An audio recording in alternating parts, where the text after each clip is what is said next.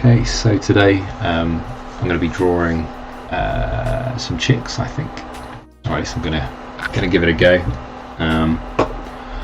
As usual, obviously this is a pretty new thing for me, so if at any point you do notice the audio is a bit rubbish or the camera quality is a bit rubbish, just give me a shout in chat and I will make sure that I take a look at that ASAP. So the first thing I was going to do, I've got a new sketchbook here.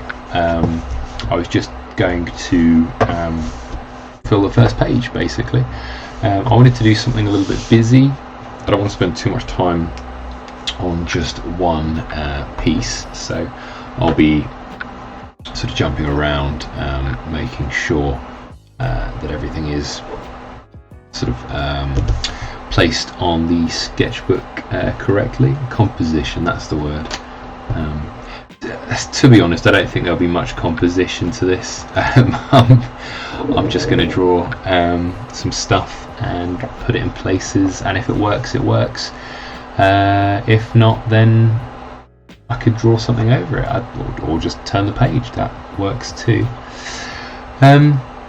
Yeah, so I hope everyone is good today. I am. It's been a very quick day. Work always seems to go fairly quick, which is nice. But yeah, that's pretty standard when it comes to sort of the 9 to 5. But that's not why we're here, so we don't need to talk about that. So I will start with some watercolour pencils, just because they make for a good underlayer, and if I do decide to add some watercolour later on, or some ink or anything like that, then the watercolour lines will just sort of blend into the image quite nicely, as long as I choose the right colour. If I don't choose the right colour, obviously it can look a little bit ganky, which is not what we want to go for. So I'm just working out where I'm going to place the first picture, or part of the picture, should I say. Okay, so I'm going to be drawing some baby chicks. Spoiler alert. We have a bunch of eggs that we've been hatching over the last couple of weeks, and during Eurovision of all moments, they started hatching, so we had about 20 eggs, and yeah, 16 of them successfully hatched, which is really nice, and they're all very sweet, very loud, chirping away, but the rate in which they grow is quite astonishing, to be honest.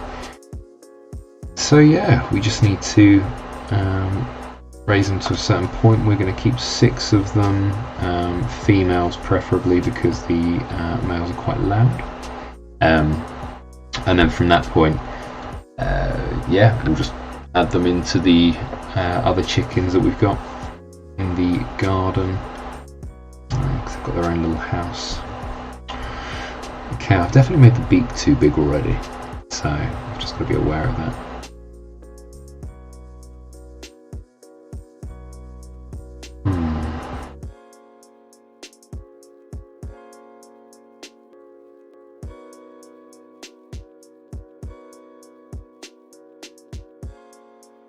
I think that's the thing as well when drawing from reference sometimes, is you can get a bit carried away just trying to put down what you see, but you get so focused doing that you don't really pay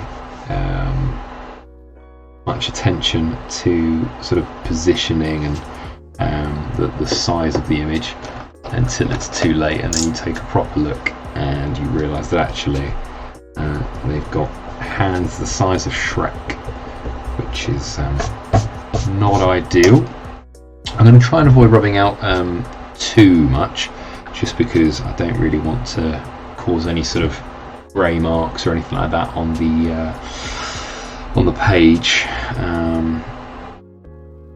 Okay,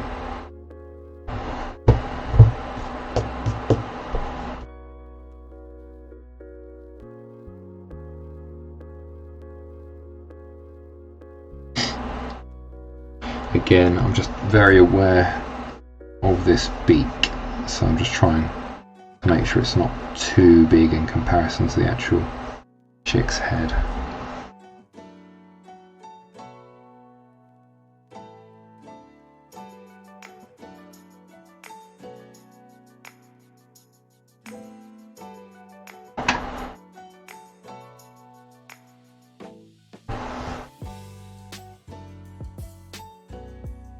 That's one of the joys of sitting at your desk all day as well, is that it really hurts your back. It really hurts your back. I think it's very important to make sure you're doing your stretches every hour, 2 hours. I don't, but I should. Alright.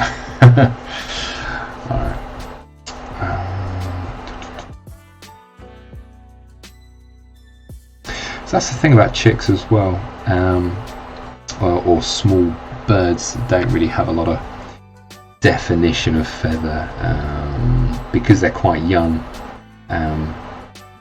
They're mainly just fluff, just little balls of fur and fluff, and that does mean that they can be hard to draw or paint or whatever you're doing with them.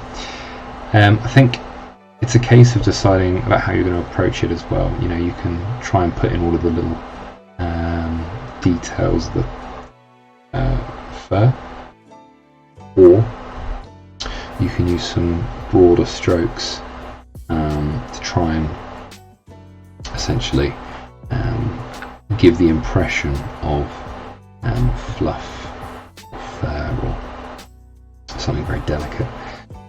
Not too sure what I'm doing at the moment in terms of how I'm going to process how I'm going to draw the final feathers, but I will be working on that. I've just realised as well, looking into the camera, can't really see what I'm working on, so just as the lines progress, just as it gets a little bit darker, hopefully that'll become a little bit more clear, and then you won't be sitting there wondering what I'm drawing, although I told you, so it's not as if it's a super surprise.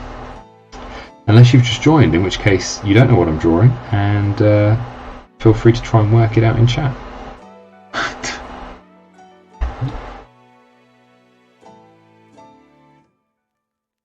Matt P, how are you doing, Matt? I hope you're well. I'm happy to see you. You had a good day? Been up to anything much?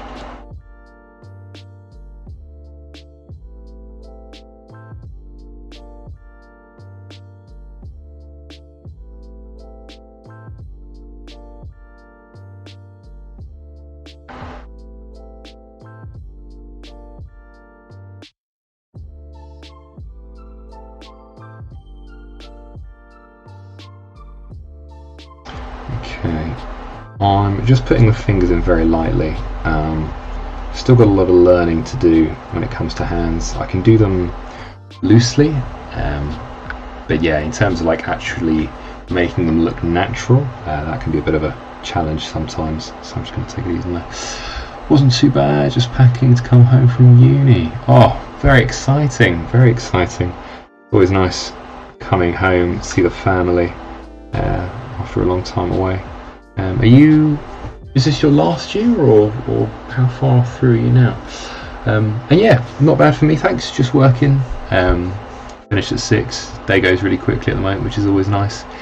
But yeah, been pretty chill. I spent some time setting this up because obviously I've got to move the background into place and whatnot. So it should get quicker the more I do this, hopefully.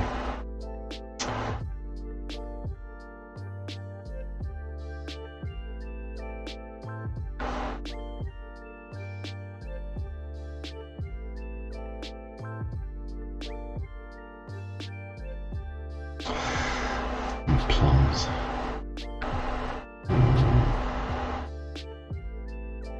Definitely made this chick too big. Got one more year, wish it was your last. Oh. I know that feeling too well. That's half of the reason I didn't stay on for well, I didn't choose to do 2 more years instead of 1. Uni's fun and all, but yeah, it can be a bit of a drag, especially if you're not enjoying it. That's all right. Trust me, a year will go super fast, and then you'll be free with a degree, hopefully.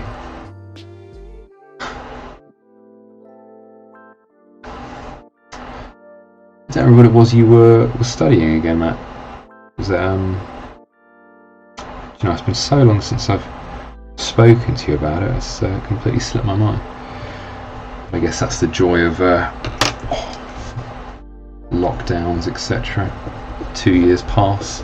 Games design, yes, very exciting. Love that sort of stuff. Are you looking around for apprenticeships, freelance work, that sort of stuff? I know it's a hard industry to get into, but if you can find something, it'll be super fun. I expect. I've not done games design myself.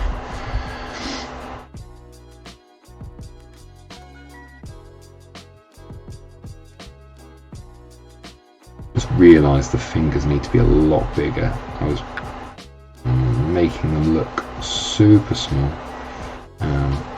And actually, yeah, this is a human hand, so of course it's going to be massive.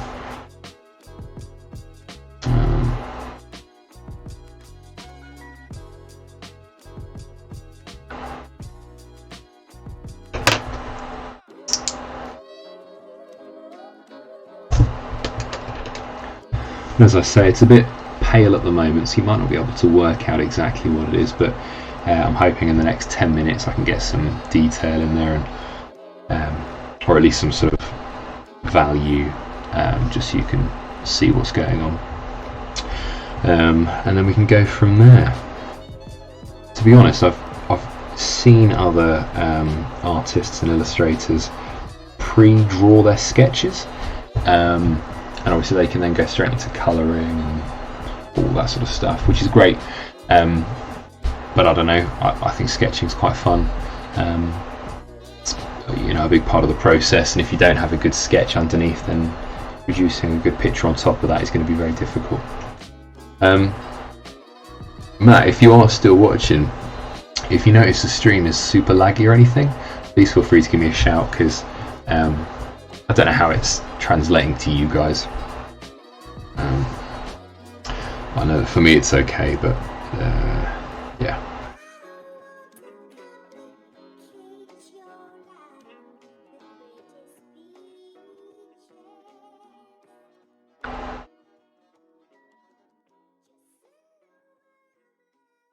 Yeah, no worries. Appreciate that, bro. Thank you very much.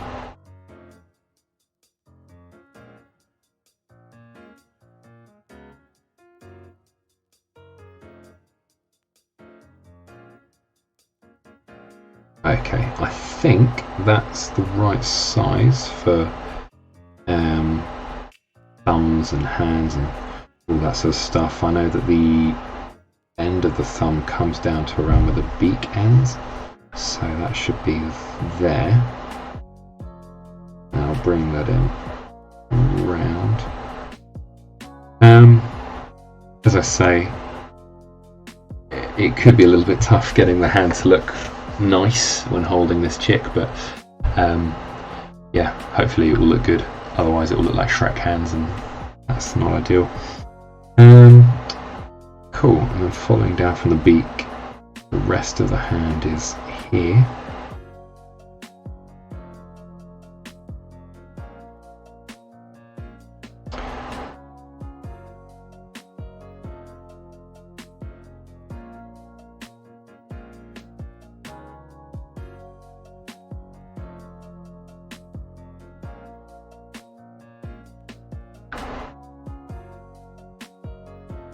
Might try and speed it up a little bit as well, just for you guys. Gonna leave on in the background while you carry on packing. Oh, I appreciate it, mate. Thank you. I'll make sure I talk extra non-stop, just so that you've got some, just so you've got some background noise. That'd be good practice for me anyway. But yeah. again, if anyone else in the chat does have any questions or anything, please feel free to chuck them my way. More than happy to answer anything. I say anything. Happy to answer a lot of things. Some things. Alright, so if we follow this one up here.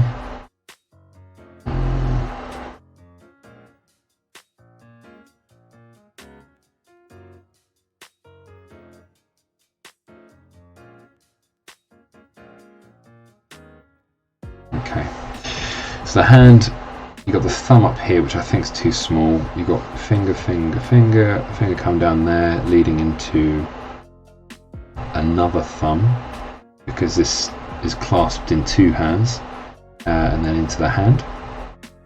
Now in the photo, the arm comes down here, leading up to the subject who is up here.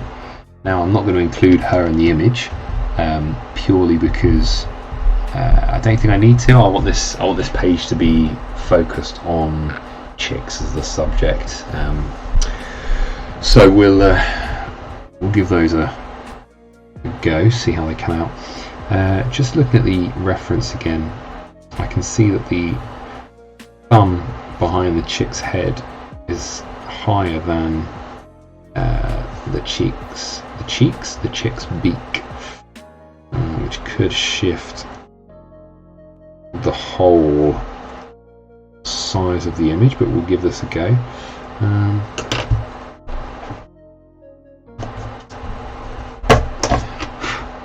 As I say, I'm not too worried about the lines, just because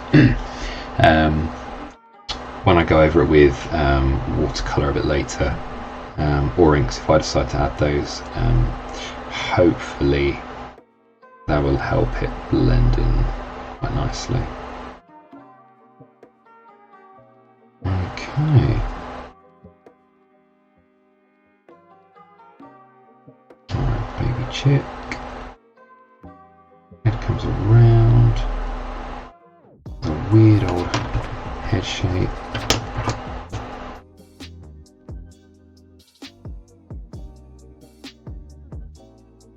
That's okay. Got a little nose hole on the beak. I don't know if they call it a nose, or they got the nostrils. Well, they wouldn't, would they? Because it's a beak. Ignore me there.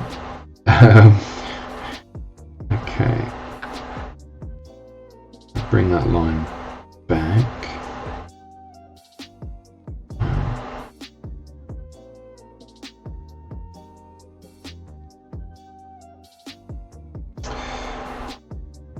And the feathers come up to the nostril. Around. I think next week, unless I haven't finished this page, which is a real possibility, I might have to mix it up a little bit. I think I'll probably change what I'm drawing. As I said last stream, I like drawing a plethora of things, life drawing, charcoal, drawing figures. I'm going to be drawing a series of samurai soon for a personal project. That's sort of a medium-term thing, so something I need to do over the next 4 or 5 months. Ideally sort of the 4 months, because I want to have a series of things ready for Christmas. Yeah, so I imagine soon I'll be drawing a lot of samurai, or ashigaru, which are the more peasanty samurai troops. Okay.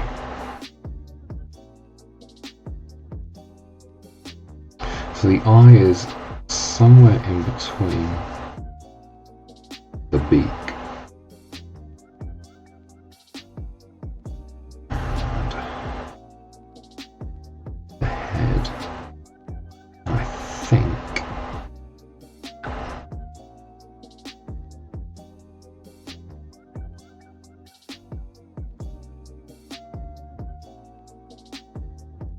Oh, that's an angry looking chick.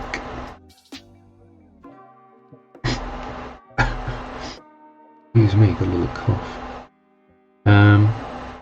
It's another thing about eyes. Oh yeah, see you in a bit, Matt. see you in a minute, Matt.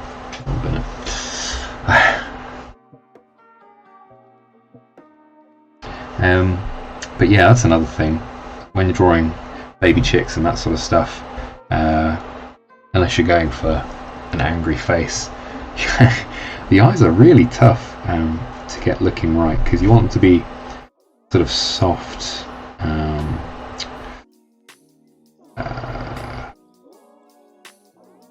I'm trying not to make it look too angry. Okay, just taking a step back for a second, working out if I've made anything disproportionate.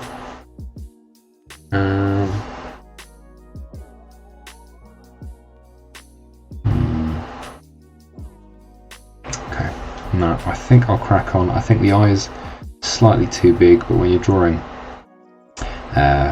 you know, a picture like this, that's fine. I might even pull it out slightly.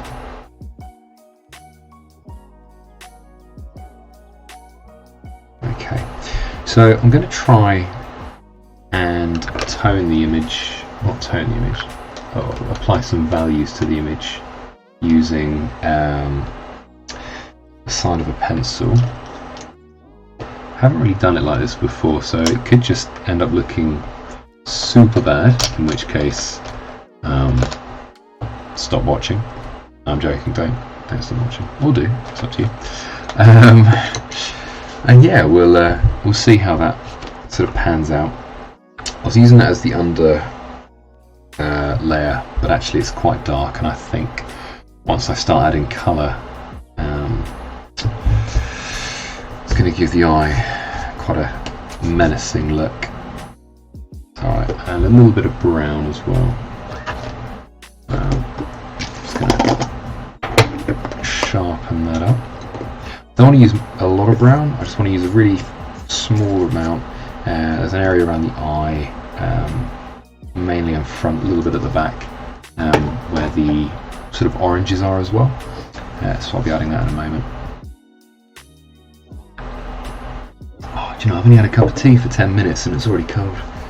That's sad. Alright.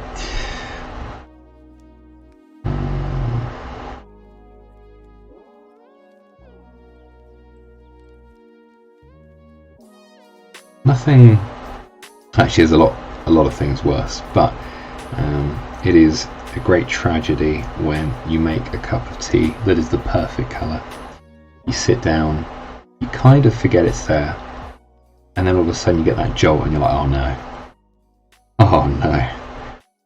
And as soon as it touches your lips, it's stone cold. That is sad. I mean, you can microwave it, you can microwave your tea if you really want to, if you're a heathen. I do. But yeah, it's never the same. And it kind of is what it is. So normally I add a layer of inks, which go down before the colour. I'm not going to do that with the chick.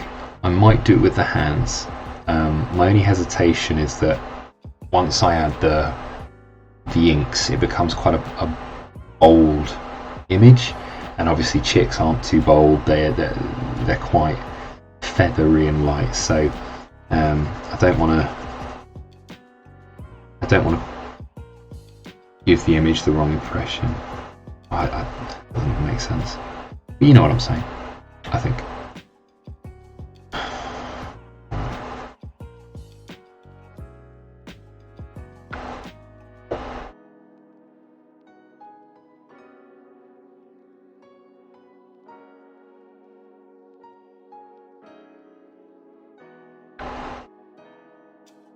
Okay, so there's quite a lot of orange here.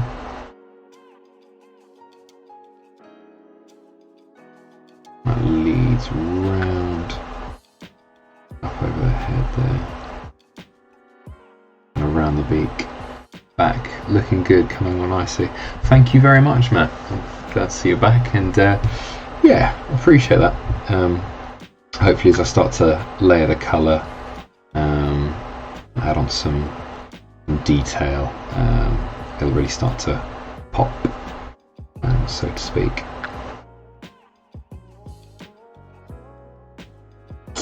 Lovely, lovely creatures, and there's times where you look at them and you think they're incredibly smart, and there's other times you look at them and you're like, there's just nothing going on up there, is there?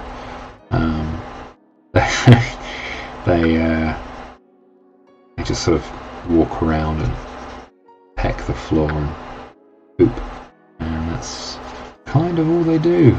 I guess if you're very, very driven, you can get them to be very friendly and hold them and that sort of stuff. I think we're trying. My mum especially, she's really trying to hold them. I have held a couple and sort of fallen asleep in my hands and stuff, which is really sweet. But yeah, I don't really know how much you're supposed to handle them when they're at that age, especially as they're going to be spending the majority of their time outside, so it's not as if they're going to be held a lot after they're at the age of where they can be independent. So yeah, I don't know. I have no experience in training chickens or I suppose raising chickens. Well, not no experience. I've got a bit of experience. But yeah, if anyone in the chat knows how to raise a loving chicken that loves to be picked up and is super friendly, let me know. The ones that we have in the garden, the adults, I suppose you could call them, they're really sweet.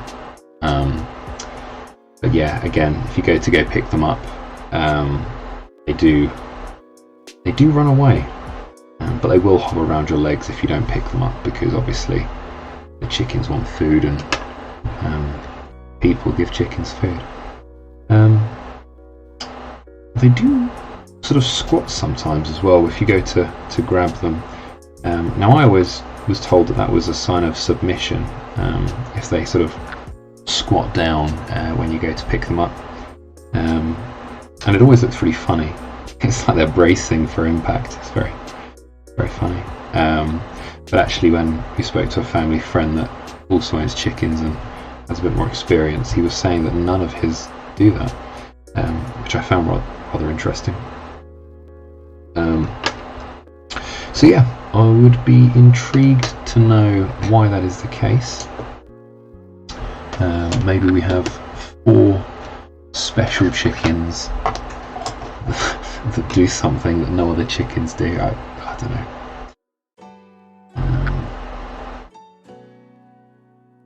Okay, so again, I'm just going in lightly with the side of the pencil. I might watercolour this. There's part of me that's just tempted to layer it in pencil and then just dig in really heavy and give it that sort of really bold look. That sounds funny. I've never had chickens, so wouldn't know. Oh, Matt, well, it's here's your moment. Get some chickens. Got a little room outside in the garden. Get a cage off a little area, and then yeah, you get like an egg a day, 2 if you're lucky, but that's quite rare. And yeah, having fresh, free-range eggs is amazing.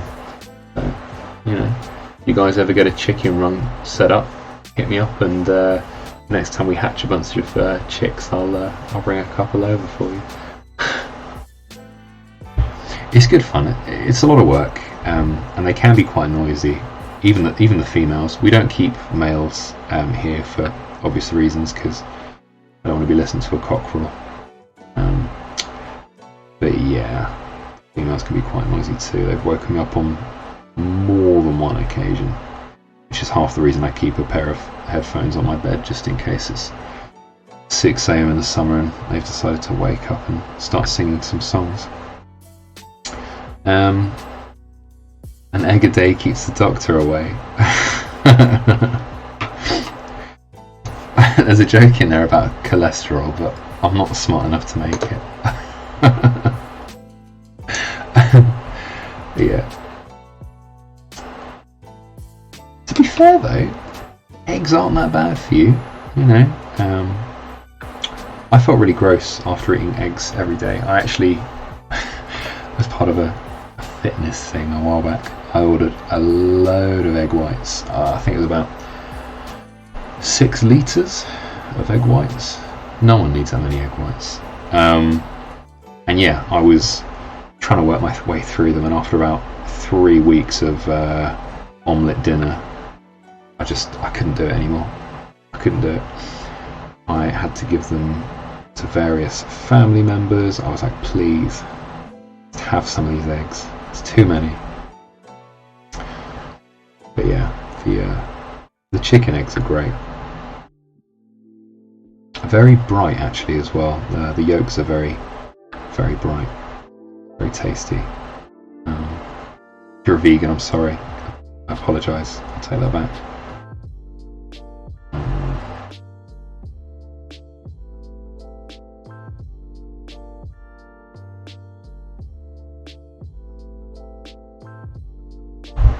Yeah, again, I think the colours are coming along quite nicely, and I think if I chuck a bunch of water on there, then I might ruin that. I think I've done myself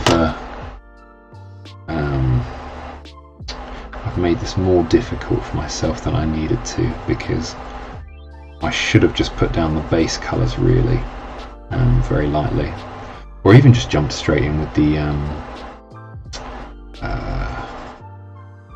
water and the paints, but that's okay.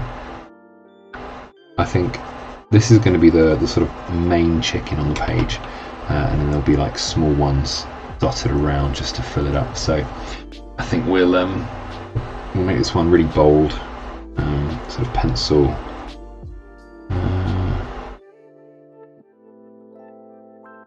And then as we go, we'll decide which ones we add water to.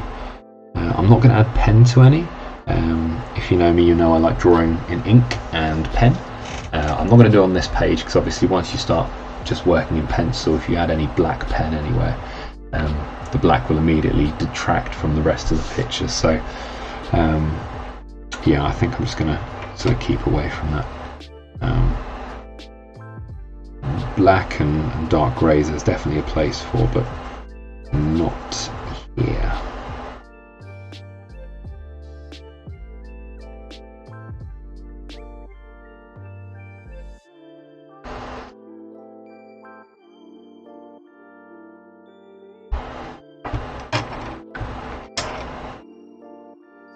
I wonder if I had some white in now. I usually say white till last, but I'm just interested to see whether I can bring out some early highlights in the colour, which I could then maybe play with later.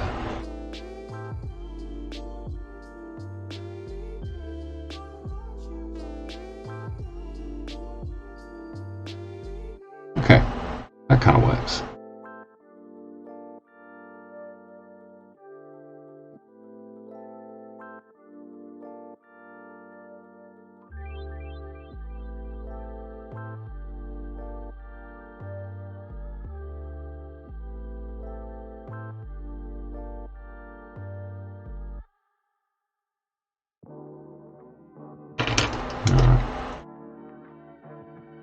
Good evening. Hello there. How are you doing, Cryptronics? Are you well?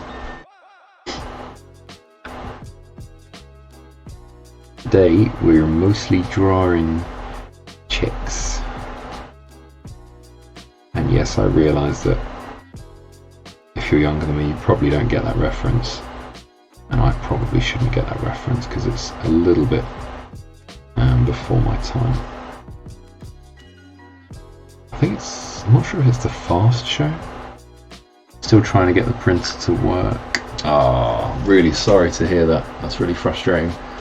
I know that when we last spoke you said that the printer sort of half printed something. Yeah, really hope you're able to get that up and running, because it's a great piece of kit. Again, if all else fails, just try leaning in and whispering into the printer's ear, and just whisper really nicely. I tend to find sometimes when my tech is playing up, if I do that enough times, it just starts working again. It's really weird. Right.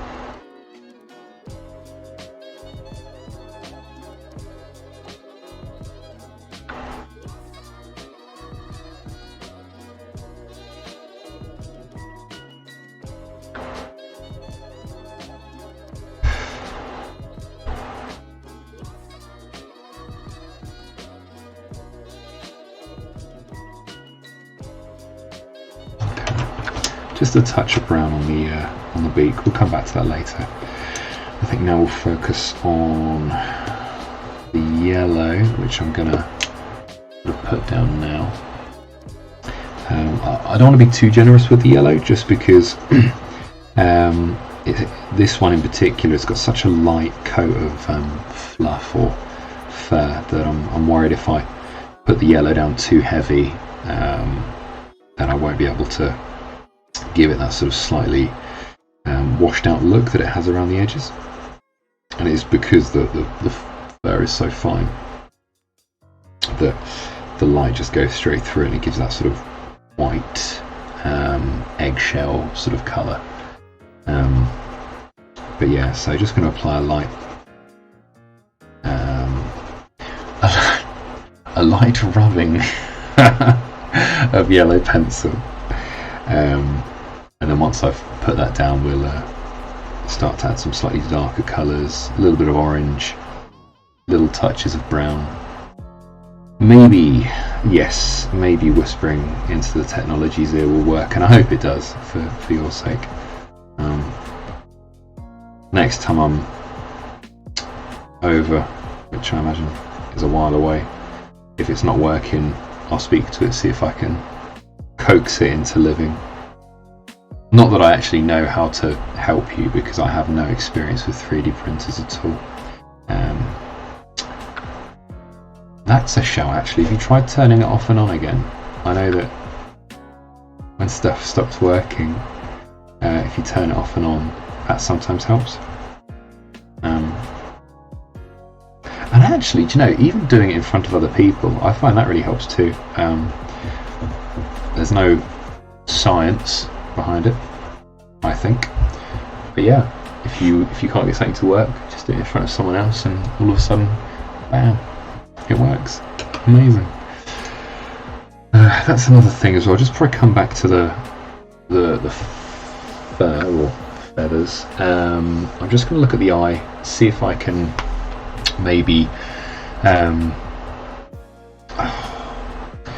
I want to layer the colour, because obviously a chick's eye is pretty much black throughout, and I'm concerned that if I just whack black into the eye, then obviously, as I said earlier, that would detract from the rest of the picture. So I think I'll start by layering in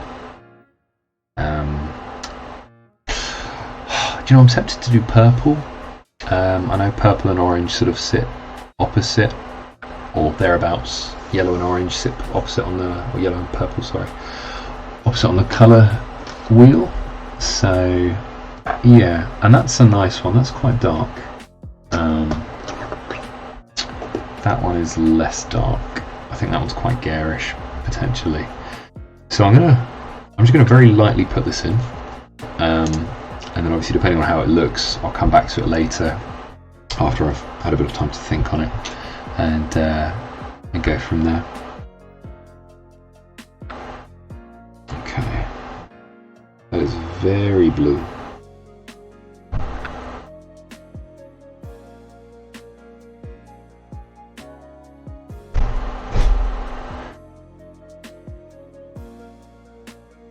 Also realise that I probably shouldn't lean forward too far, because then my hair gets into the camera and my face disappears from the other one, which isn't ideal.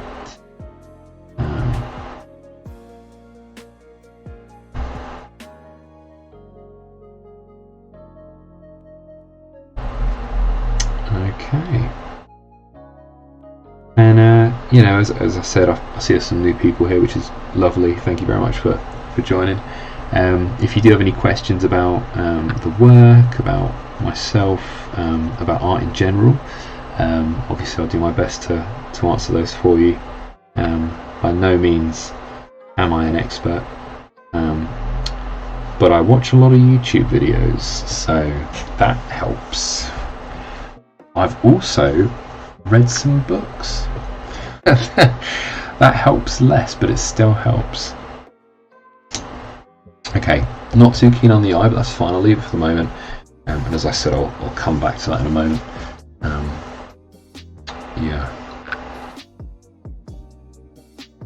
Alright, stretch in the old back. Okay, so I'm going to go, I've got a sort of peach. I'm going to go over parts of the yellow with this peach, just see if I can bring in a slight depth of colour. Because that's another nice thing about the chicks as well, is that they do have that really fluffy light quality to them, which I think, for this picture anyway, would be better captured using the pencil dry rather than with watercolour,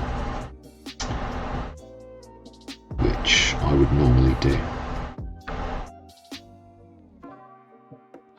Oh, that's exciting. I like that. It's a nice little... Oh, I've not done that before. That looks nice.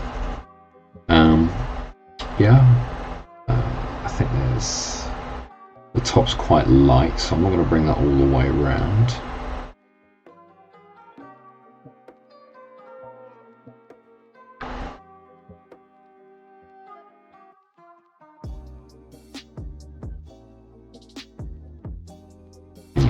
I could just be getting a bit carried away with this one, but that's fine.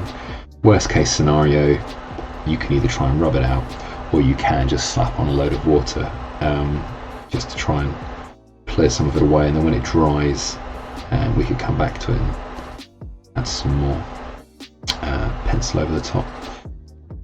So it's quite light around the chick's mouth.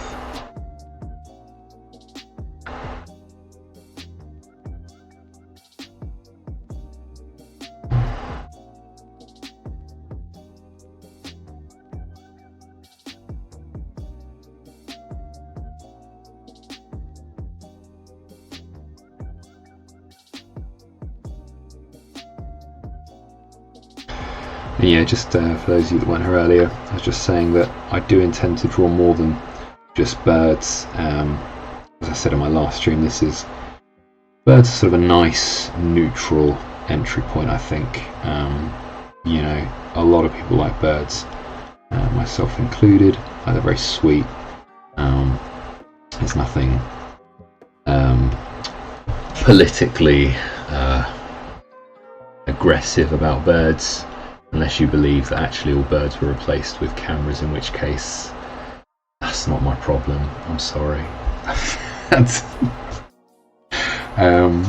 But yeah, so just thought I'd do a couple of streams of birds. As I said earlier, if this page isn't finished by the end of today, then I'll do one either during the week if I get time, or next Monday, finish off the page, and then move on to something else, maybe some figure drawing, I guess PG-13 figure drawing, because I think Twitch doesn't like the nude stuff, so that's fair enough.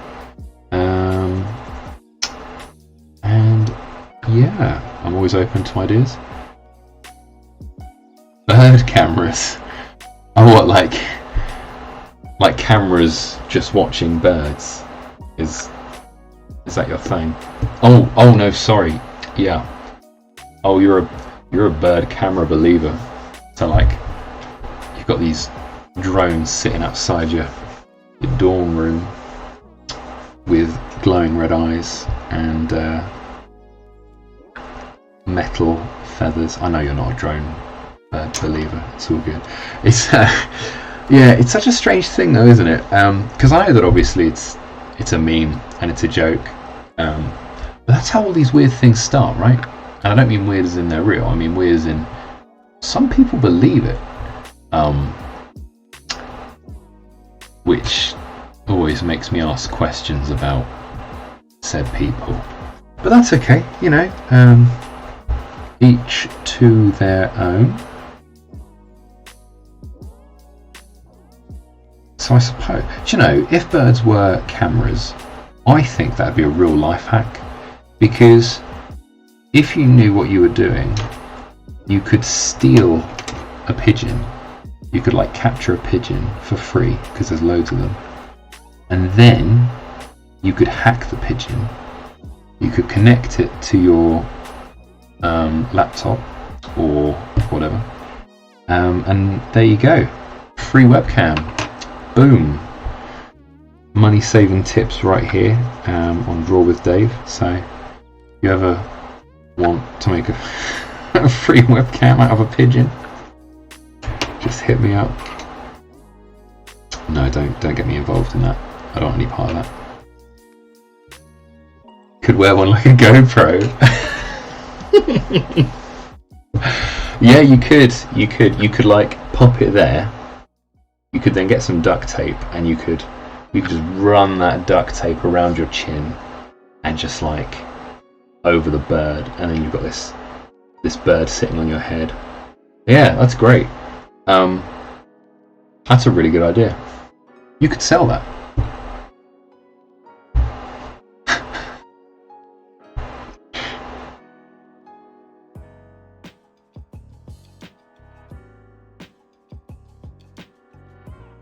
Okay, I'm being quite loose with the pencil just to give the little chick some little pokey feathers.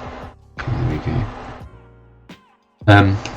Yeah, the chicks have actually started feathering as well, which is quite nice. A lot earlier than I thought they would, if I'm perfectly honest. I thought we'd have to wait much longer. But no, fantastically they've all started to feather. Apparently the female ones gain like tails and whatnot first. So we're using that to sort of indicate which ones we'll keep. Go from there. I think the ones that we already have. Dragon's Den, here I come. I guarantee you, Matt, I would be willing to bet like £50 that they've not had pigeon hack GoPros. So yeah, I think you should do it. I think your idea is like top tier. There might be people waiting outside the recording studio to take you away in a special van, but you know, at least you'd get your idea out there, which is all that matters, right? And then when it actually sells, I'll be there to pick it up for you.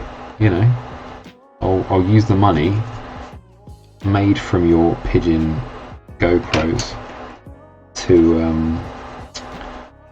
pay your bail.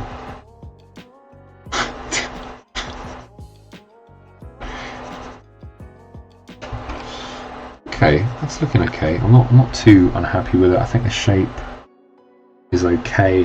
I think I keep having to check because obviously I'm not drawing straight on with the paper. So I'm drawing at an angle. So obviously the paper's there and the top half is further away from my face. So I notice at times I'll draw and it'll look normal to me, and then I'll face it up at me, and all of a sudden they've got a really long head that doesn't sit normal. I think that's okay here because I mapped it out prior to drawing it, so I think we're okay. But again, just layering in that colour a little bit at a time. Down here is going to be a little bit tougher just because there's less variation around the wings. It was more just white and yellow, but that's alright. I don't want to change the direction of my strokes too much either, because I want to try and keep it where the feathers would be, or the sort of fur? Do they have fur at that age? It looks like fur.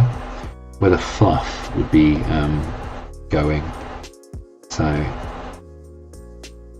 yeah, it looks okay. I don't think I'm going to ink the hand.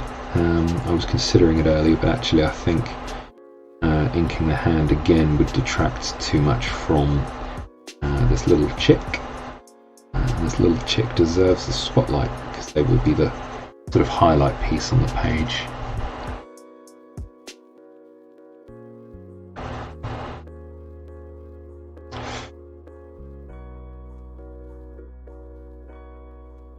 Okay, it does get dark down there. That's purely because it sort of fades off.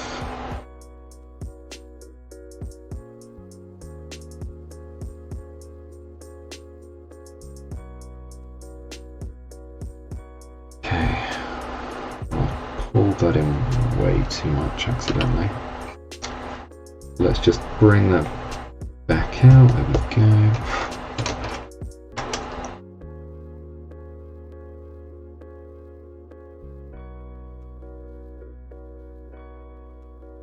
Yeah, and in case you are wondering, so if you draw, this is a Dale Rowney sketchbook. It is a Dale Rowney Ebony artist sketchbook, 150 gram paper. It's really nice stuff. Takes pencil, pen, ink, all that stuff really well. It can take sort of lighter layers of gouache.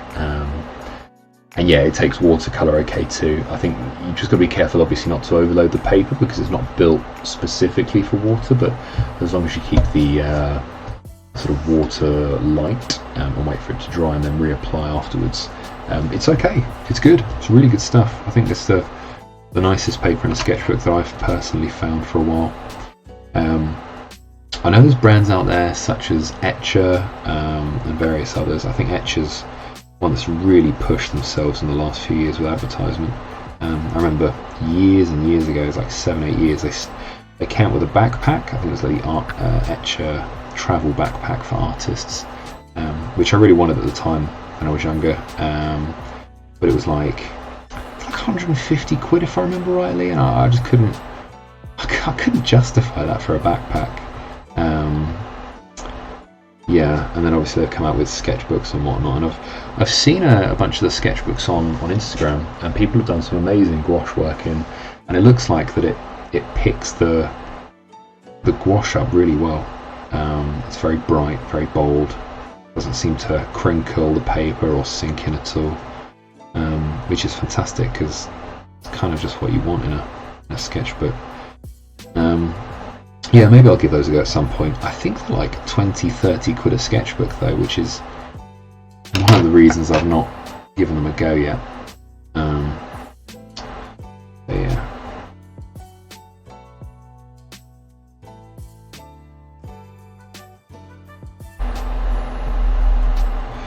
Okay, I'll give it some loof. I'm not too sure if I'll leave it as is with the little sloof marks here, but I might come back to them in a bit. I don't want to add too much highlight or line work just yet. Okay.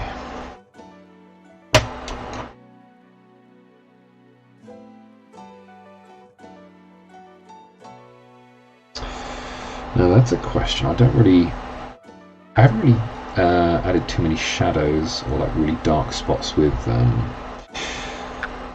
pencils before, so this is going to be a fun challenge for me, I think.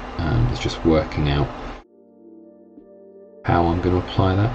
Now I think if I bring the shadow up slightly into the chick here, obviously that gives the illusion of getting darker, and pulling it down into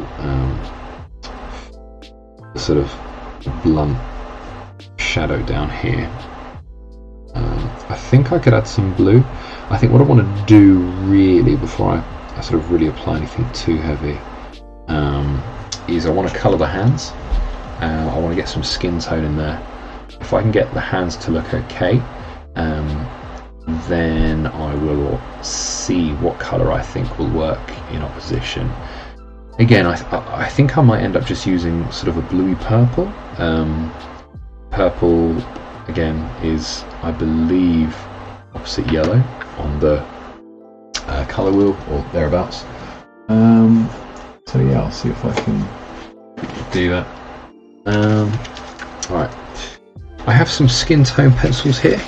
You don't always need them, but I've got them, so I might as well use them. Haven't taken them out in like 3 years, I think. So we'll just have to see what we can do. They're quite chunky as well. They're fantastic. They're so big, and I like the noise as well. Okay, cool. So there is a bit of pink. There's nothing too dark.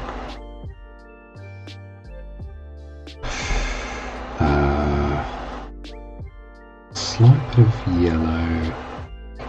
sort of ochre colour. Fancy, yeah, fancy pencils. These are Faber-Castell, I believe? No, they're Lyra. So they're not uber expensive, and to be honest, I think I might have bought them on sale once, but yeah, they're nice. They're nice. Okay, that feels like it could work. Again, I don't want to go too dark, but I feel like there's some pink in there. I don't really have too much pink, so I'm going to bring this one over as well. And then a little bit of a sort of grey in parts. Okay, and I can come back to the rest if I need to in a bit. I'll leave them on the side, and then, yeah, if I find out that actually I'm missing a certain hue or whatever, I can come back to those. Okay.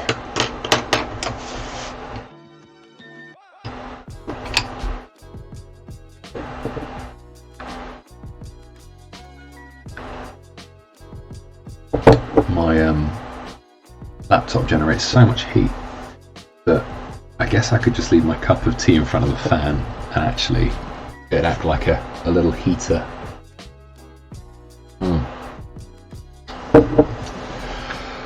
Okay, alright. So I'm going to start with the pinks. I just want to get the sort of... the pinks down first. Actually, that's probably smart. I'm gonna get the nails in. I'm gonna work in some detail. Once I've done that, I'll start to add some colour. Okay.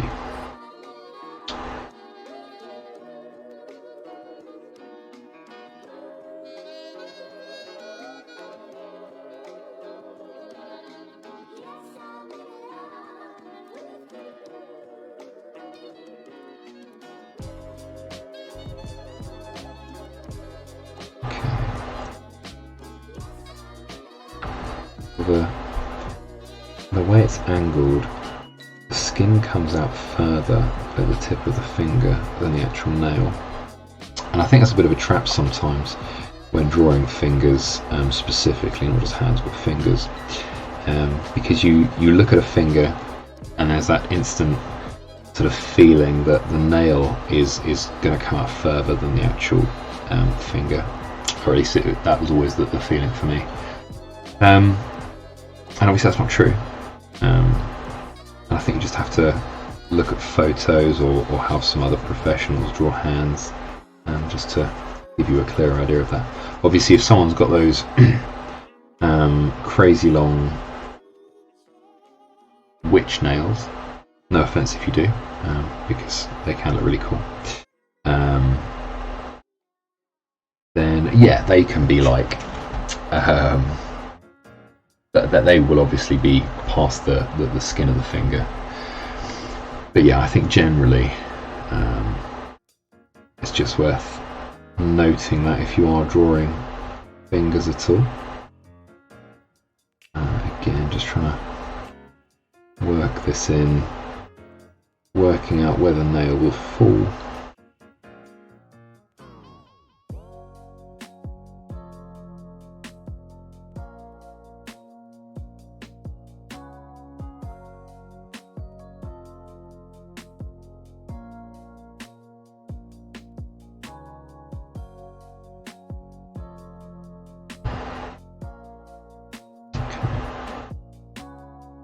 Down from there, that's where the creases are for the upper knuckle.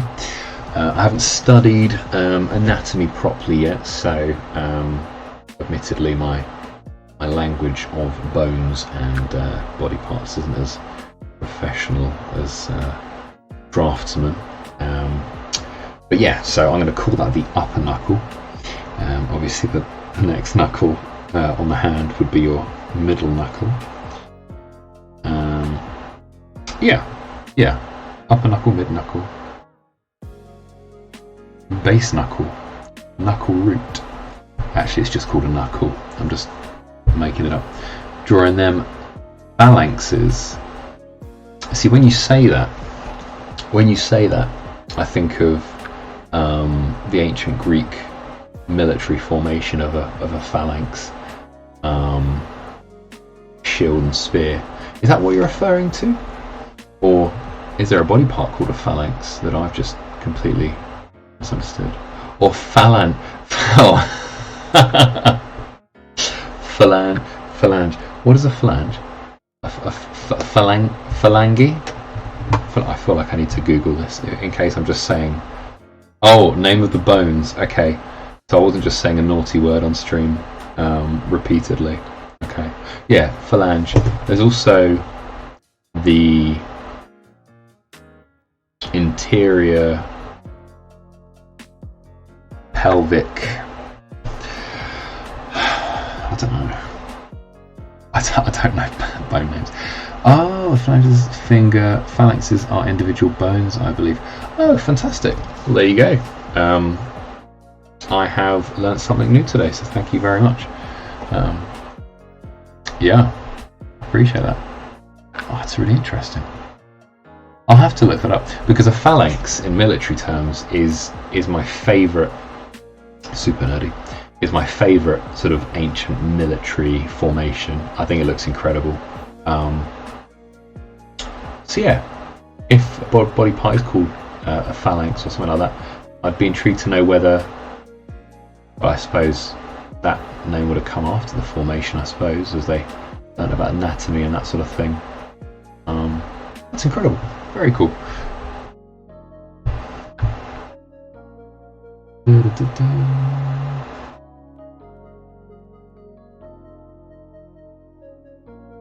Holy moly. 8:40 already. Incredible. Time's gone so quickly. But that's alright, I'm here for another hour, so I'll keep you company. I may take a 2-minute BRB in a moment just to go grab myself a nice cold beverage, which has been in the fridge all day. I was expecting it to be an absolutely sweltering hot day today, as it was the last few days, but it wasn't, and it's raining at the moment, which was a surprise. I suppose a pleasant surprise. I wanted to save all the nice weather for the weekends,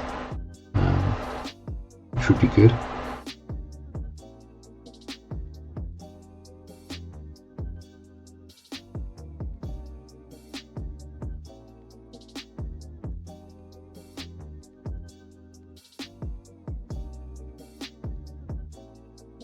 Okay, yeah, so you can see the nails starting to come into play. This one still feels a bit weird, feels quite wide. We'll take a look at that in a moment, see if I can rein that in a little bit. Okay.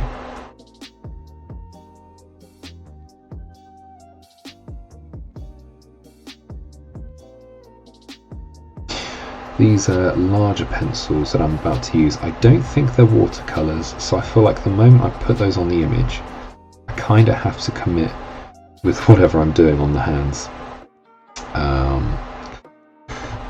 which I suppose concerns me a little. I'm considering maybe watercolouring the hands to give it that sort of flat base of colour, which I think would be quite nice. And then once it's got that flat base, because obviously the texture on skin is very different to the fluff of a chick, then obviously we can go from there. Cool. I'm just going to be 2 minutes. I'm just going to grab a drink and I will be back in a sec. I've not used this hotkey before, so if it ends the stream, I'm a big dummy. Okay, cool. I will be right back.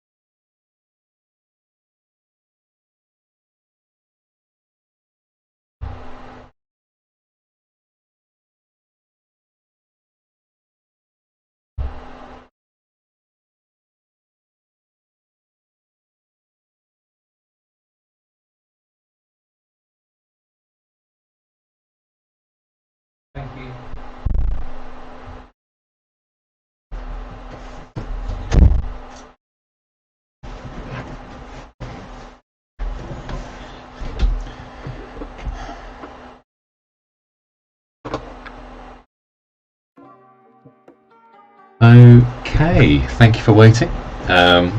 Appreciate you sticking by.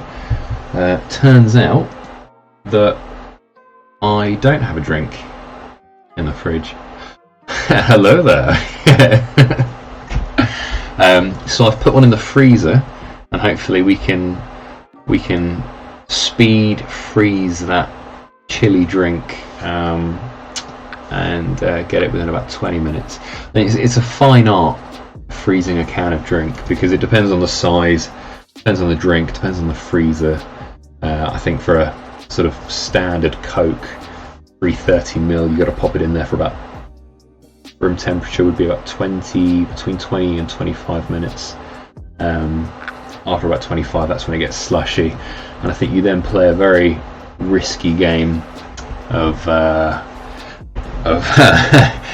will it explode or not. Kryptonics, are you trying to make a slushy? No, but I have set a timer for about 20 minutes, so if it is a bit slushified, that's fine. I don't mind a bit of a slushy Pepsi.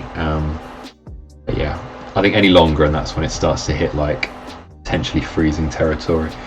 I remember back at Comic Parade, the comic shop I used to work at, I would always put drinks in the freezer there. We had like these big American drink cans and stuff, and obviously customers or myself or whatever would put drinks in the freezer when we're running events, and yeah, you'd forget about them, and all of a sudden you'd hear a bang, you'd go inside the freezer and there'd just be this big explosion of red or brown or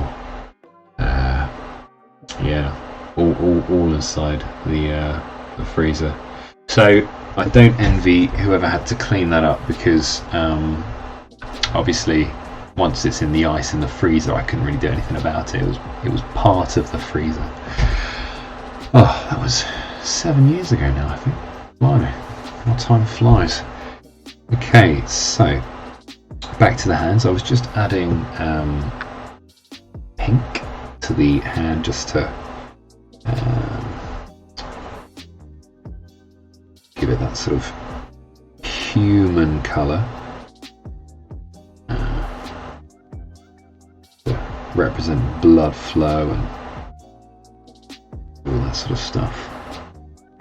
Do you know, actually, speaking of slushy Kryptonics, I have been, not today because it wasn't hot, as I said, I have been using the, it's not a Ninja, it's a cheap Ninja, you know, a blender. Just pop a load of ice in there, bit of milk, maybe some coffee or Ovaltine or whatever you're fancying, and then just like a big spoonful of condensed milk. Oh, so good, so good. I can't speak for how healthy it is, but it is so good.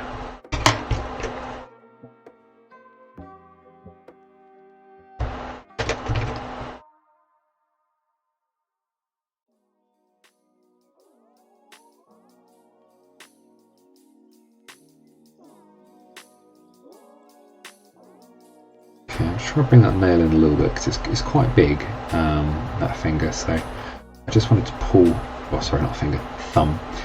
I just wanted to pull it in a bit.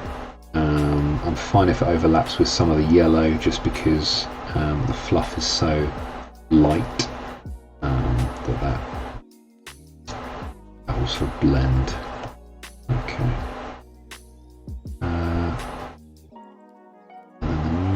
Sort of pink areas on this part of the hand, around the crease area.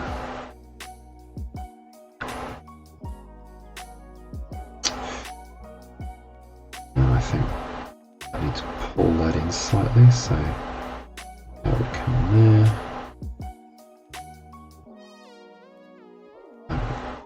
There.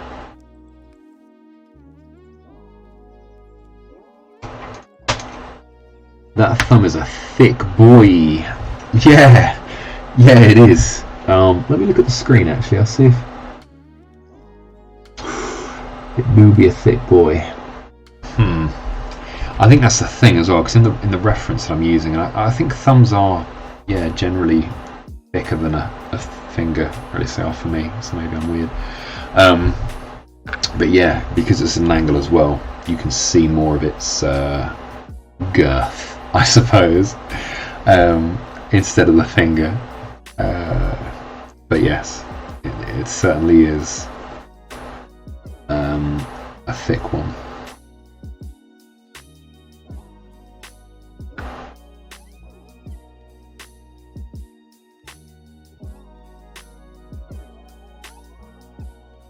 Okay. So, a bit of pink on the underside. Now I'm trying not to add too much of this one because this is quite a strong pink. As I say, I think I will maybe add some watercolour. If I'm perfectly honest, I'm a little nervous about doing that because I could gank up the whole thing, but you've got to try these things, haven't you?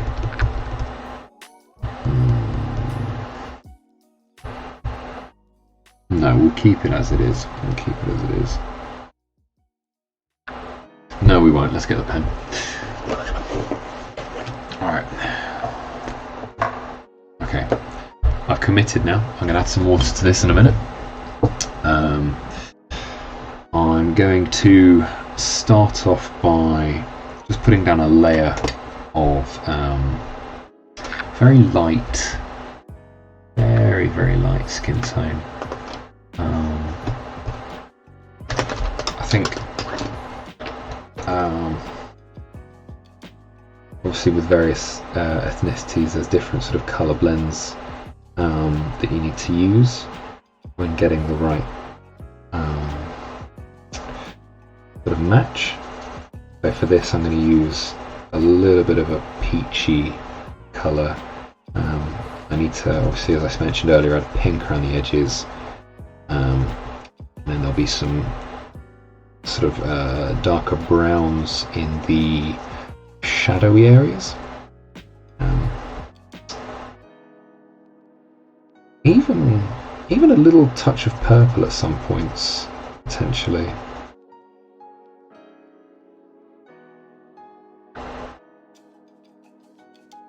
Yeah, you might be able to see on there. Here we go!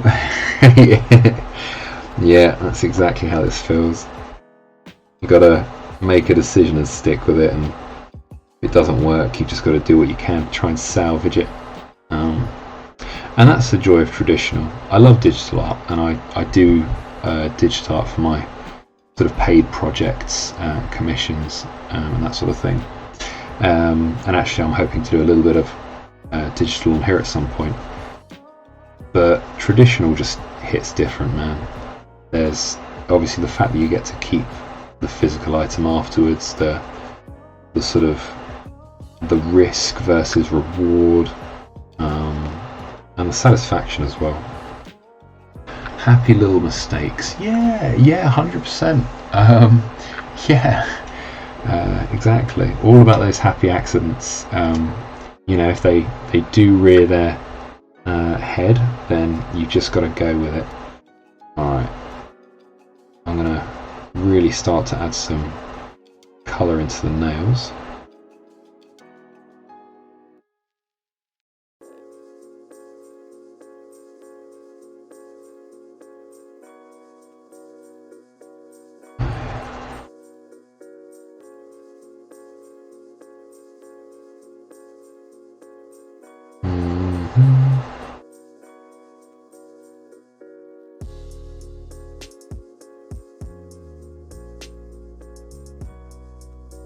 So I picked up this fantastic book the other day at a charity shop. I went to an Oxfam in Watford with the girlfriend, and I found this section on art and design and that sort of thing, and they have so many fantastic books in there. I was really surprised. I guess one slight downside, but it's good for the charity, is that obviously Oxfam know how to do their research, so they priced a good half of their books accordingly, with sort of what you'd see online. But there's some on there that are fantastically cheap. I picked up a book that's about 1,000 pages, and it's all just scans of old watercolors from the 17 and 1800s, and it's incredible. It's incredible because these are the photographs essentially of history. You know, someone in the 70s, there's a picture of Edinburgh Castle from like 1786 or something. It's a watercolour that someone's done, and obviously they're not taking too many liberties, they're not adding anything fantasy or fantastical to it. So what you're looking at, maybe they've taken a bit of artistic license with it, but what you see is what would have been, and that's incredible to me. I think that's amazing. Just really blows my mind. So I've not had a proper look through there. I really want to sit down with a cup of tea at one point, just a spare hour, and just go through. And I want to bookmark pages that I can do master studies from.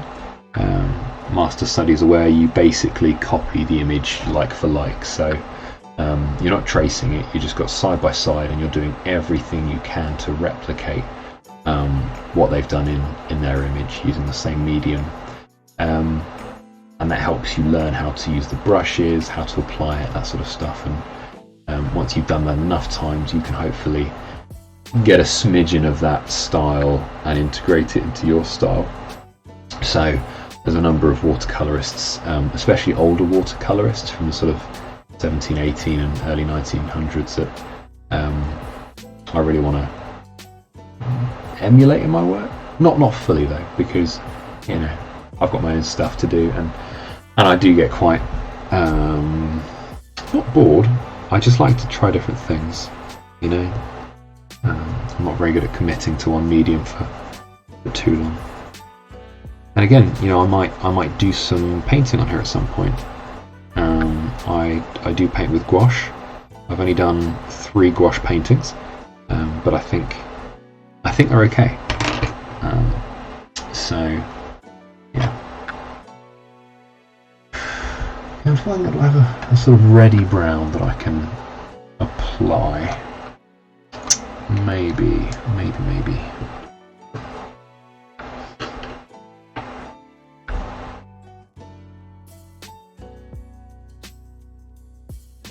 The smallest amount of purple in there.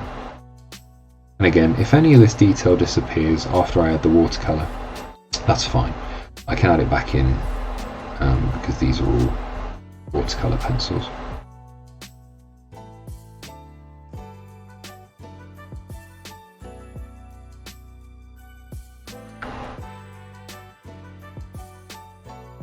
How was your weekend, Cryptronics? Nice and chill, or did you get up to much? Was it a busy one?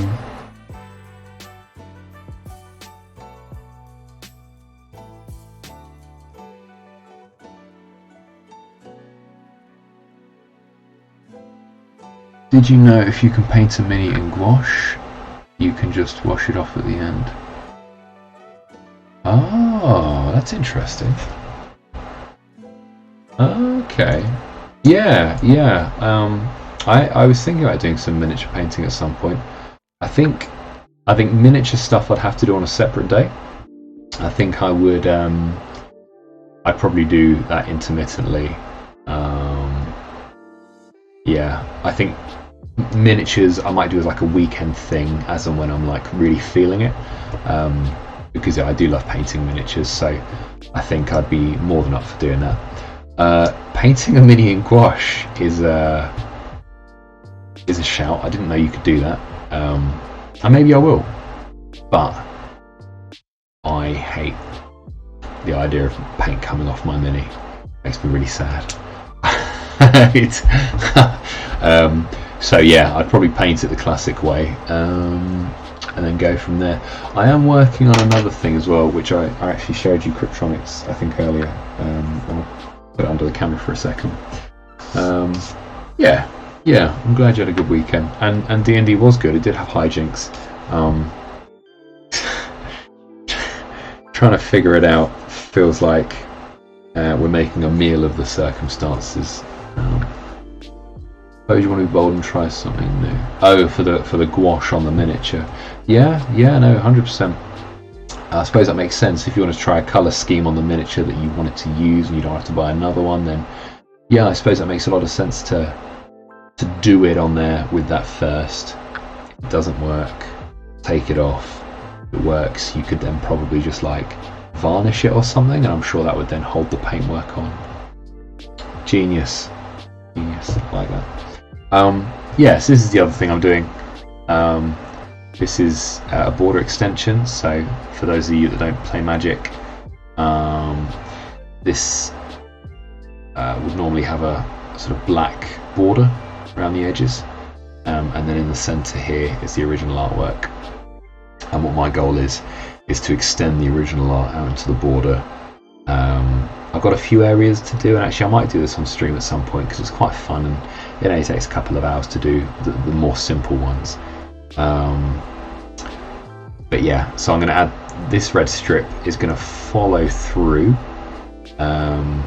You can see where I've kind of added the shawl around the edges. I don't want to touch up on that too much because the goal for me there is to trick the eye into thinking that the shawl has, into thinking that the shawl extends naturally. Obviously there's a lot of unnatural light here, so it doesn't look as clear, but yeah, if I pop it there, which is sort of the way you'd normally look at a Magic card from a distance on a table, it's looking okay. Thank you, Cryptronics. Yeah, I appreciate that. That's really nice of you. I'm feeling pretty good about this one. I've got a few others which I actually put in a box earlier, so I can't get it out. But yeah, this one has already taken me about 2 hours. I think I'm gonna probably spend about 2 more hours on it, and then I'll probably be done with that. I think that's one of the more exciting ones I've done. I will have 5 at that point. The goal for me is to get 10.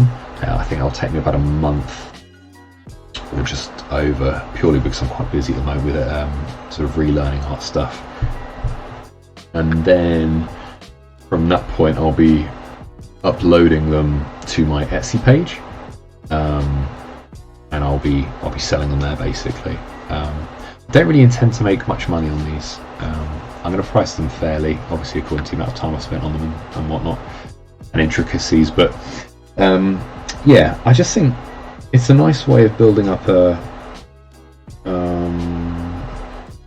community of people that are interested in your work, and I really enjoy it. I think it's fantastic. I think it's a great exercise in like learning what colour you're looking at, mixing the colours that you have available, because I've got a very small palette of mini paints, and then obviously having to work it from there. So I think it's a really enjoyable exercise. Okay, that's enough of me talking rubbish. That was a nice break though, thank you. Good chance for me to rest my back. Okay.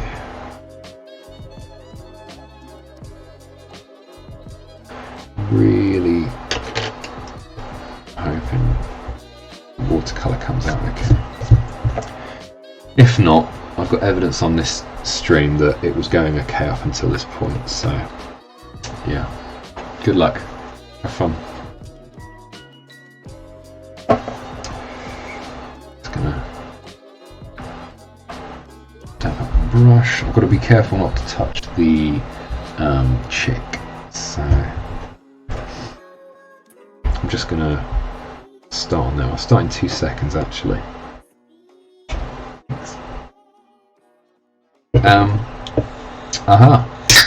A drink has arrived, which is nice. Today's beverage of choice is La Pepsi Max Cherry. And it is not slushy, which is fine by me. Okay. So,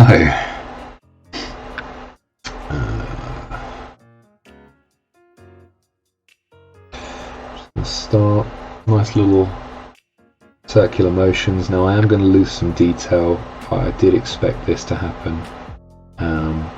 I'm just trying to lay the colour out.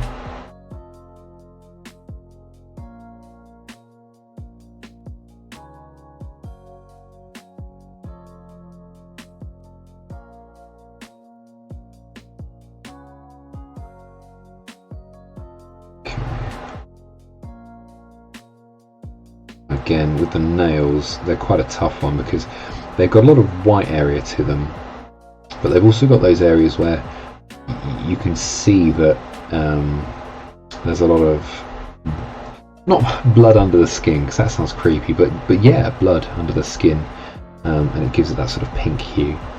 Now I know for a fact that it's making the fingers look chonky and a bit blocky, but that's fine.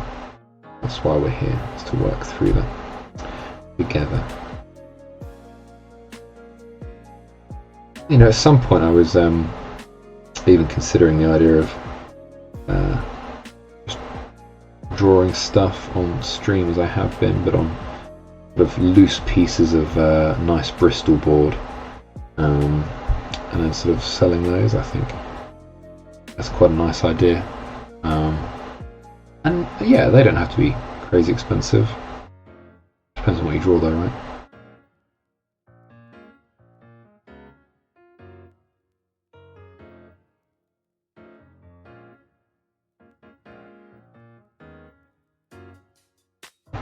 I realise that that light is kind of washing my face out when I lean over, but it is what it is.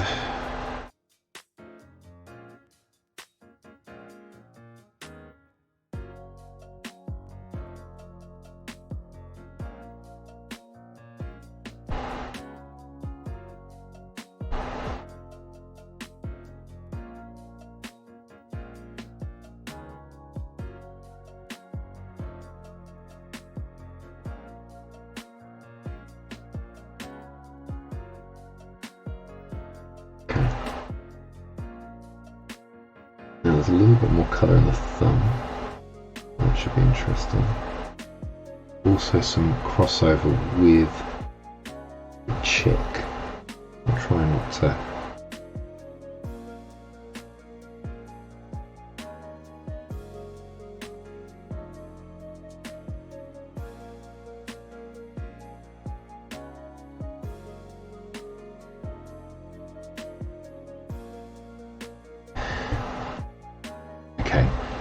It does look darker, which is what I wanted. As you can see, the paper's crinkling slightly, so once I've done these fingers I'll leave the watercolour for a bit. And actually I'm not going to be applying any other layers of watercolour. Once it's dry, it'll be white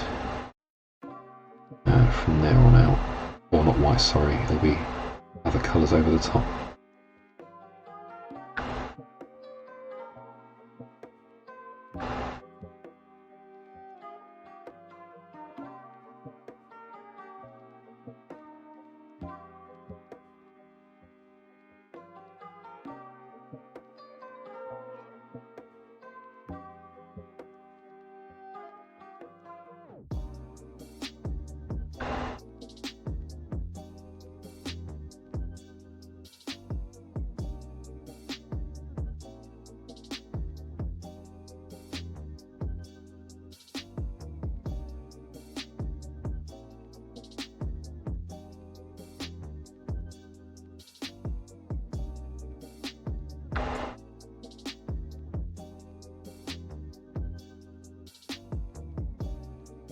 So we reintegrated one of the chickens today.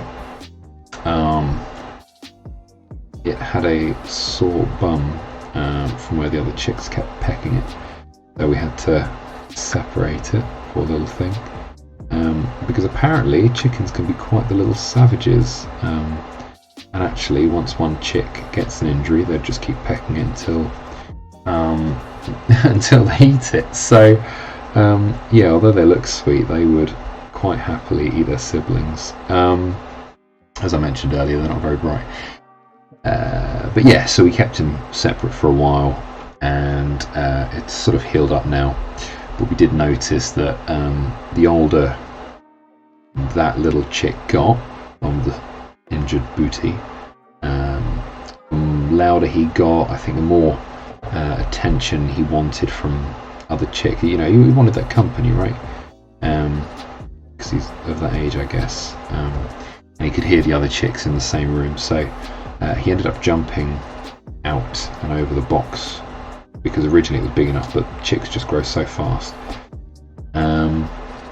And yeah, so we've put him in the big box now with all the other chicks, and they started to peck his face.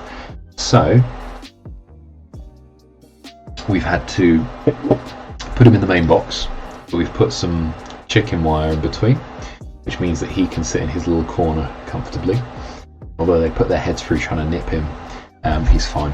And I think because he spent about a week in a separate cage or a separate box, I think they lost that familiarity, which is why they all started to peck him when we put him back in. So the hope is that if they're next to each other, even with that wire in the middle, for a couple of days, that will be enough to allow him to reintegrate with the rest of the chicks.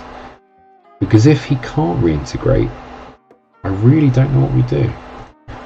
If it's a chick, if it's a chicken, then we could probably work something out here. If it's a cockerel, then there's not really anything we can do here, because, as I mentioned earlier, we live in a residential area, and having a cockerel around here just really isn't an option. But yeah.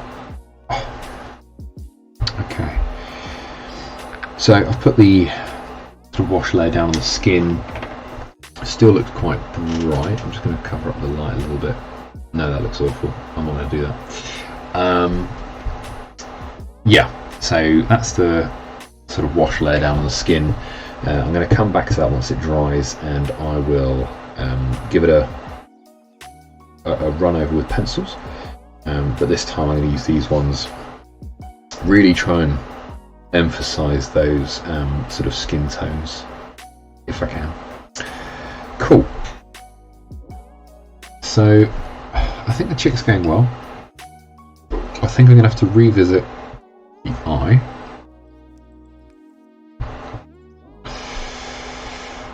And again, I'm not 100% sold on this purpley blue, but I think maybe if I merged it with some dark brown, I could be well off here. Could just be messing it up big time. But that's okay.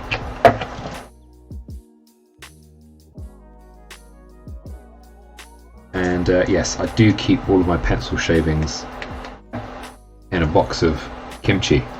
If you haven't had kimchi before, I would recommend it.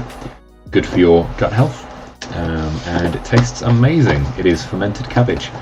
I'm keeping the shavings for a reason that I know not yet, but I will work it out one day. Eye looking a bit dull, maybe some highlights. Yeah, no, good shout. I think I need to darken the eye. I need to make it very dark and punchy, but not too punchy. And then yes, I will be adding highlights for sure. That is a really good shout. I think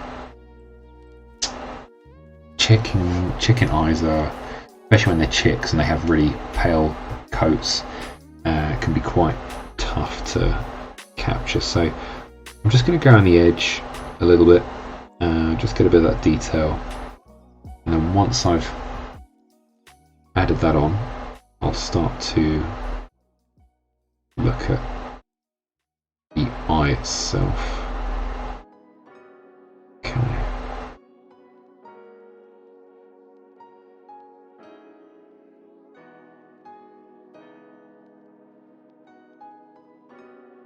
Feeling a little bit better now that I've started.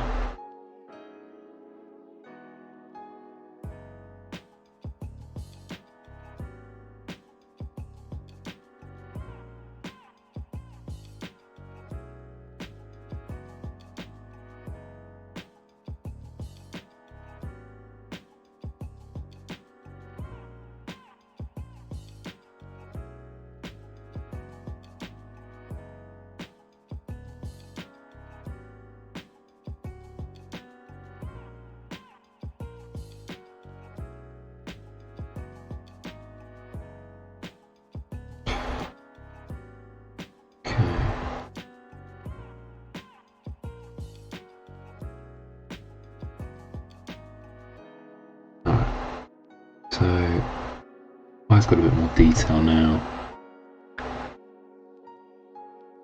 Just looking on the screen because sometimes it helps.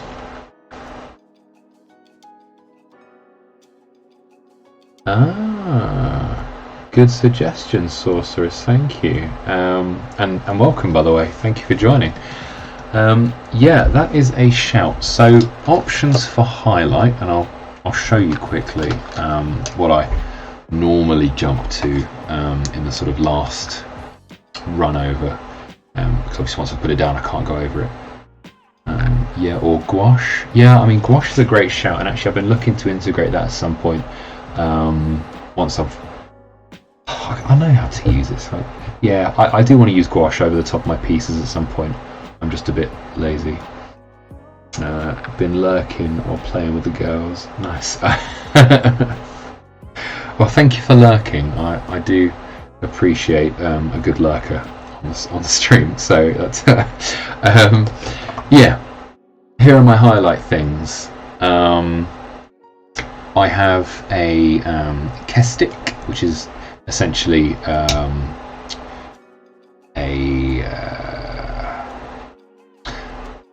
Tipex pen. Yeah, it's a Tipex pen, but it's like got a super fine nib. It's like 0.05 millimeters thick. Really useful. Bought it in Japan like 10 years ago, so still not run out yet. It's kind of worth its money. I do have a white gel pen, a jelly roll, so really good shout there. And then I do have this permanent colour from Luminance, sorry. And actually all three of them provide something slightly different. So this one provides a very soft white highlight, which is nice, and I can always layer that at the bottom.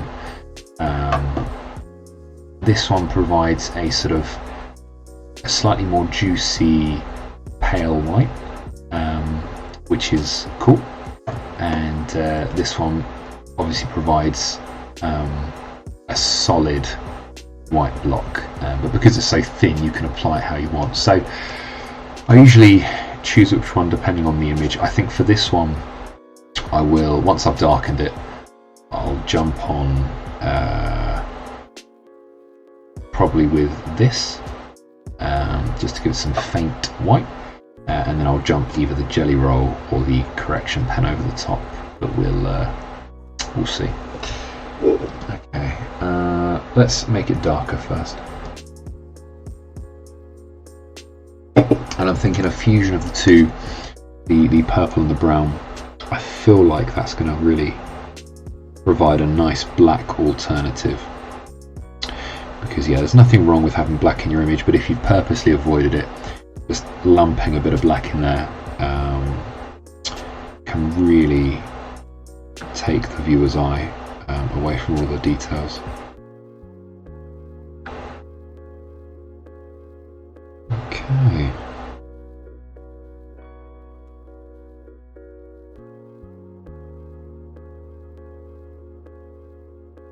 Yeah, it's quite dark. Let's pull another layer over the top.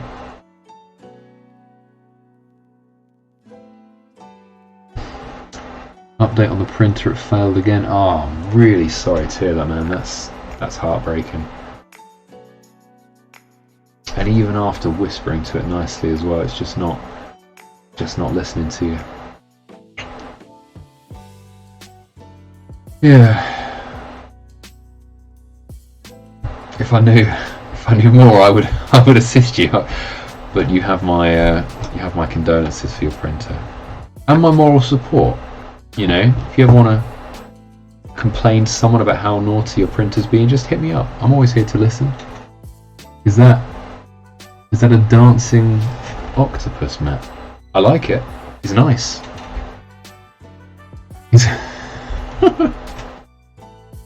That's looks very friendly. How's the packing going, Matt? Are you almost there? You think you've got a long way to go, or are you pretty much done for the evening?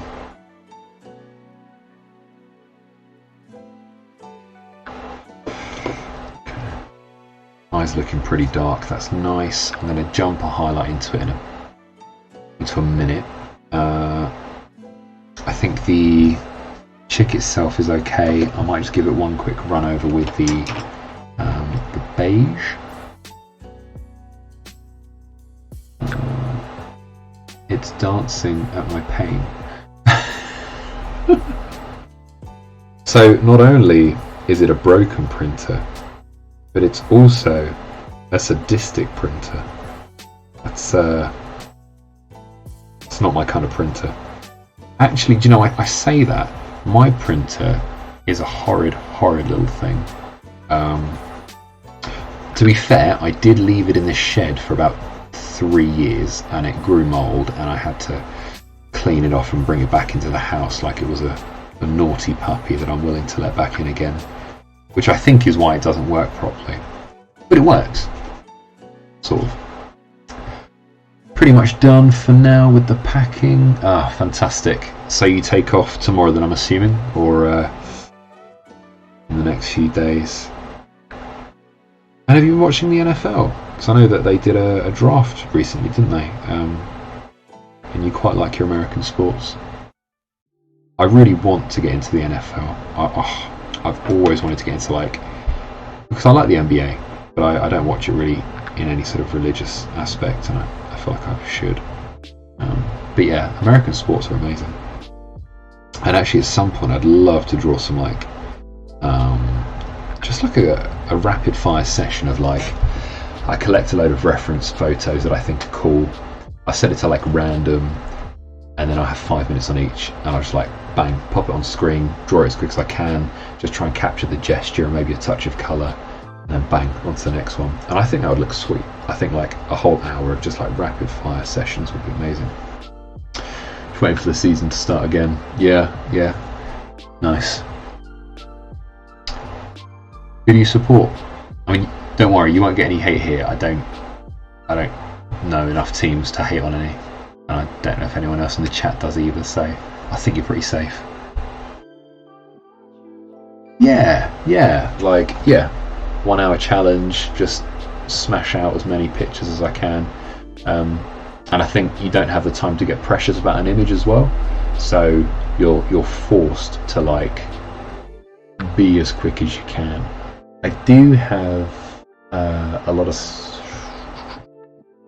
Let me see if I can find examples. I've got time. I've got 15 minutes. I can always go over a little bit, that's fine.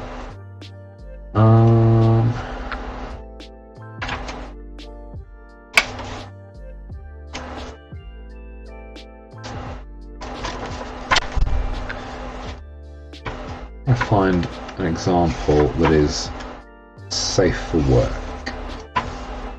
This one is safe for work.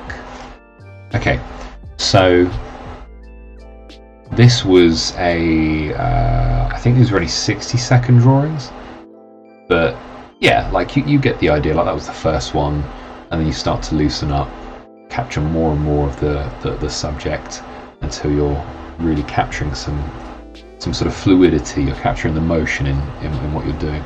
So yeah, I think that, 5 to 10 minutes per pose,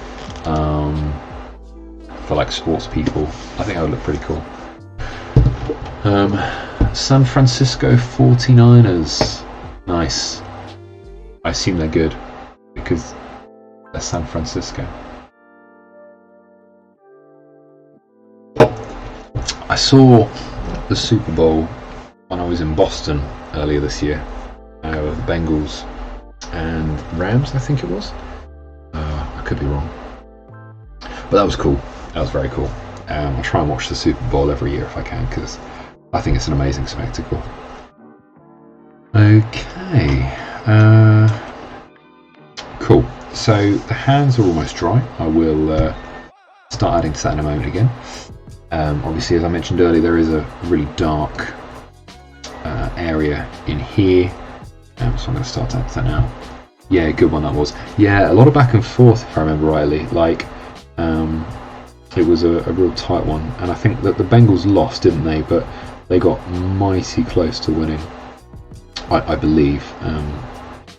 I was under the influence of a few American pints at that point. My memory is a touch hazy. But the halftime show was mental. Having all of those like legacy rappers and hip hop artists was just unbelievable.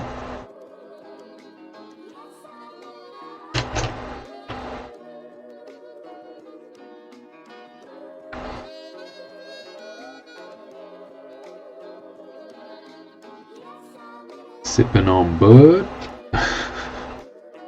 Yeah, they had a lot of bud over there.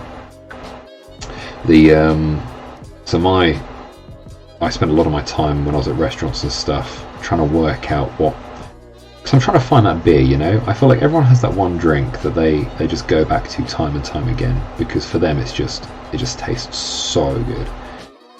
And I think I've worked out the type of beer that I really like. I think it's East Coast pale ales. They're very hoppy, a little bit citrusy.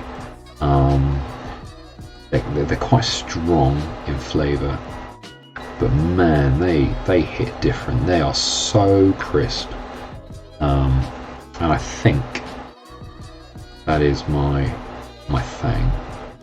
I'm just still trying to find like good East Coast American pale ales here, but obviously because they're all imported, they're a bit expensive. Okay, so that's the low light in the hand done. Let's bring that up a bit so you can see. That's the shadow. Where it's holding the chicken. I think comes around here. I need to add a little bit of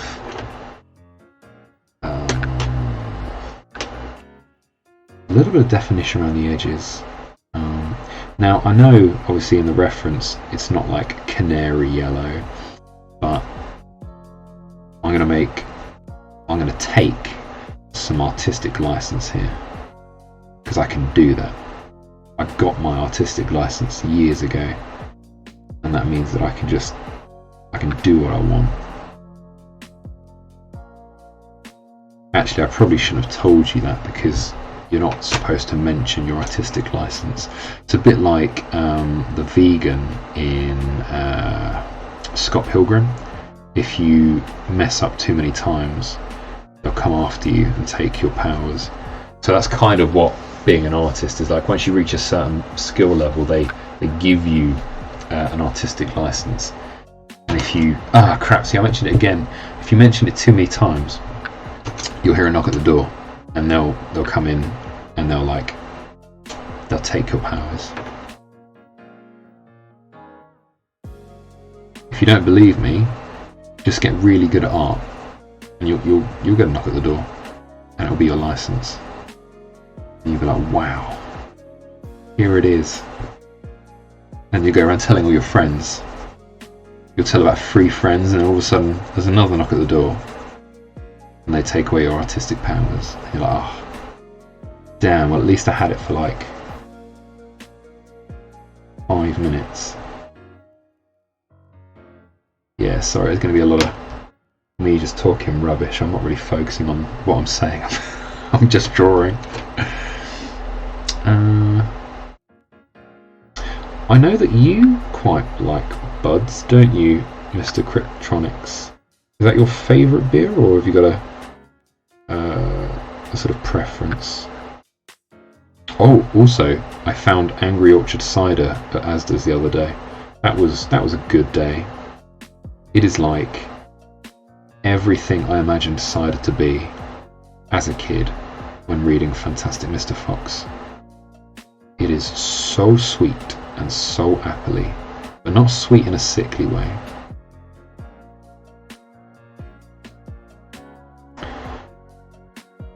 Because that's the thing, when I was a kid, obviously in primary school, reading Fantastic Mr. Fox, and they're talking about the apples in the orchard that are used for making cider. Sparkling, crisp cider. And as a kid, I'm sitting there, I'm like, wow, that sounds incredible. That sounds so good and refreshing And in my head I was imagining like some super fruity appetizer. That's kind of how it came across to me. So yeah, when I first tried, so I had Strongbow. I think it was like my first cider, and that was just a very disappointing day because Strongbow is fine, but when you've built it up in your head to taste like this amazing crisp thing, it just doesn't hit the same. It's an easy drink. You like Hobgoblin? Oh, interesting. Okay. I think I've had Hobgoblin once. I think I kind of liked it. I don't remember too much, if I'm honest. I think that's an ale, isn't it?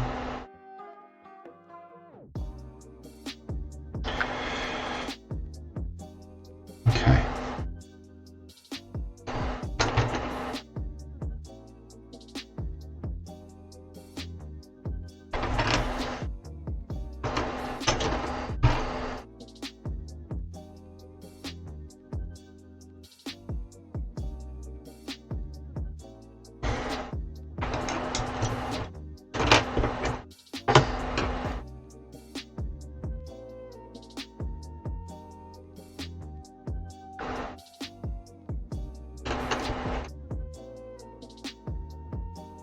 Okay, so officially I have 6 minutes left, but I do want to make sure this is finished, so if it does run over the 2-hour mark, I'm essentially just going to stay until I get this done. Obviously I'm not going to be here for another half hour or anything, it'll probably be like an extra 5 minutes over, but yeah, just wanted to give you a sort of heads up there. So I've accidentally pulled a little bit of the colour out, I've turned a bit of its eyebrow green. Which is not ideal, but it's okay.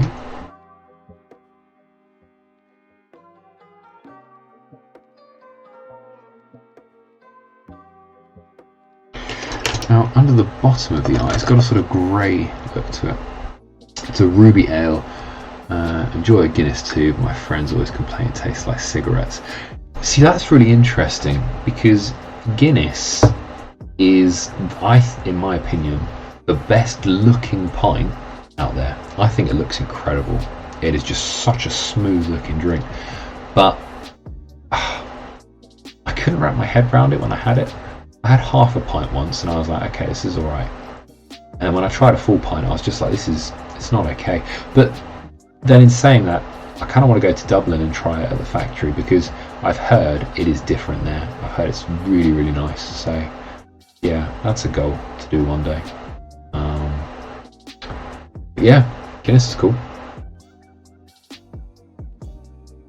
Oh, I'm so sorry. Thank you for following Sorceress. That didn't pop up on my screen. I really appreciate you joining in. It's really cool. And I hope that you do enjoy what we're doing here. And if you do have any special requests at any point while I'm still growing the channel, just hit me up and maybe I can pop it in the sketchbook.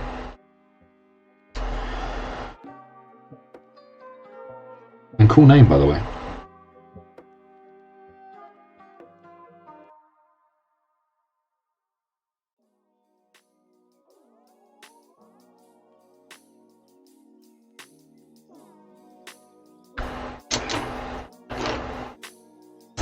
Okay.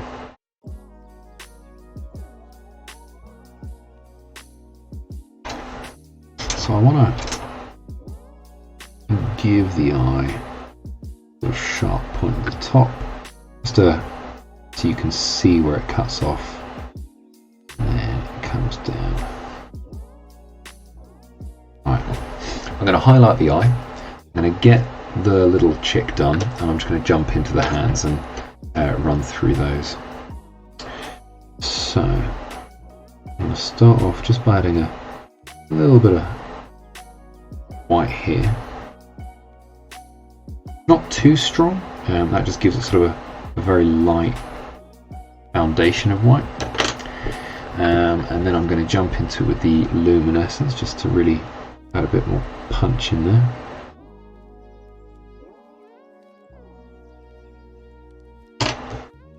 And ooh, once you commit with this, it's on there, unless you can scrape it off. Okay. Holding breath. Okay, I don't hate that. Cool.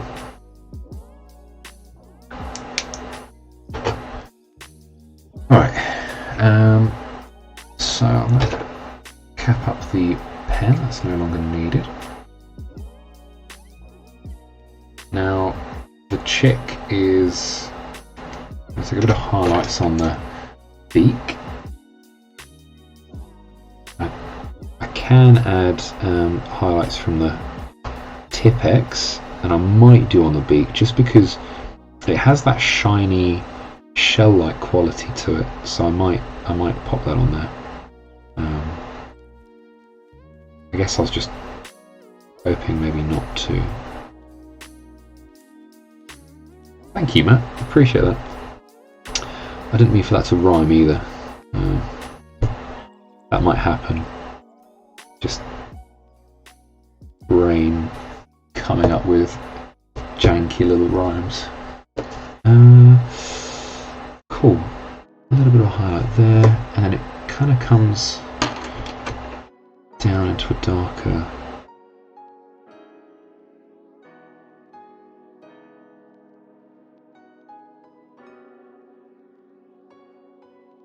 Okay.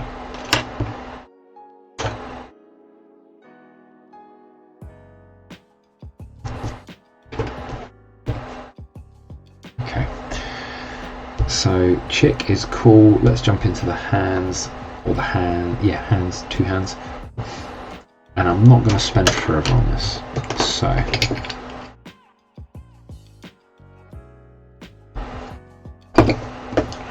oh geez, my big pencils are actually too thick to fit inside my sharpener. Actually, maybe not. I think they're just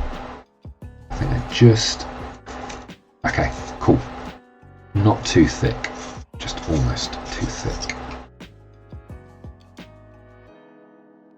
Actually, why don't I just do it how the pros do it?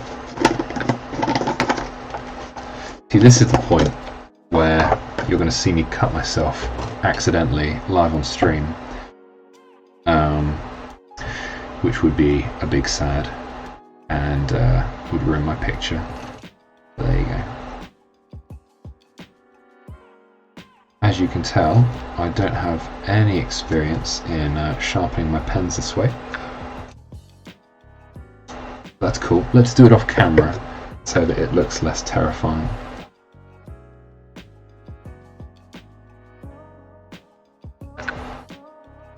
Okay.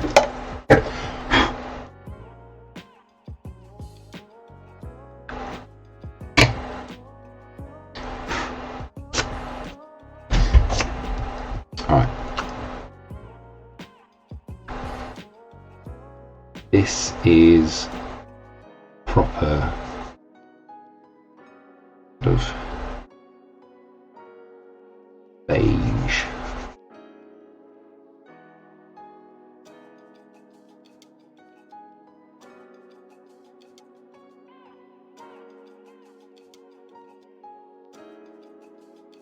Which ironically, well, not ironically, is actually one of my favourite colours to wear. I say that loosely. In terms of coats, I love a good old beige coat. And I'm talking like big old suit coat with the flowing back part. Oh, it's hard to describe. I was going to say trench coat, and then I realised that saying you love beige trench coats sounds super creepy. So let's not go there.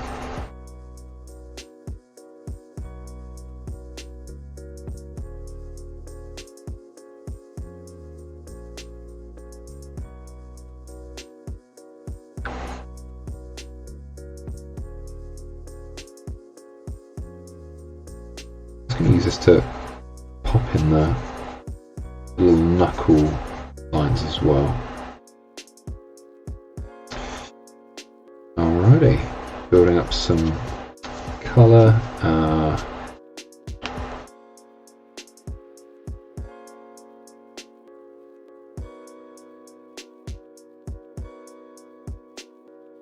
Base, not the base, but the underside of the finger.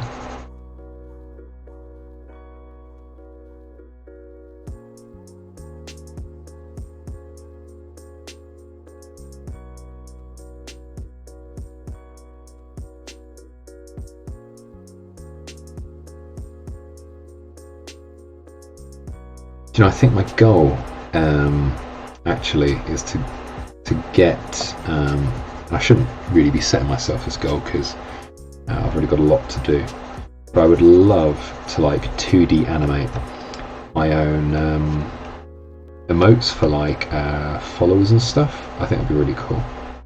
I don't really know what I would animate, and it'd have to be like a really simple loop sequence or something, like a really simple thing.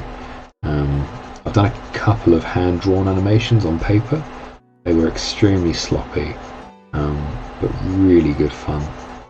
So if you do have any suggestions for a little thank you for following animation or anything like that, just hit me up. Always open to suggestions. Maybe a little chick coming out of an egg.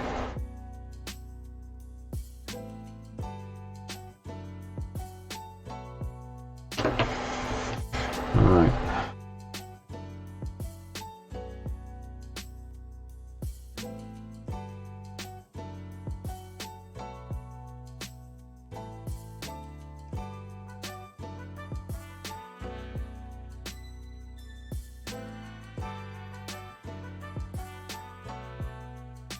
Stronk Nigel. Oh.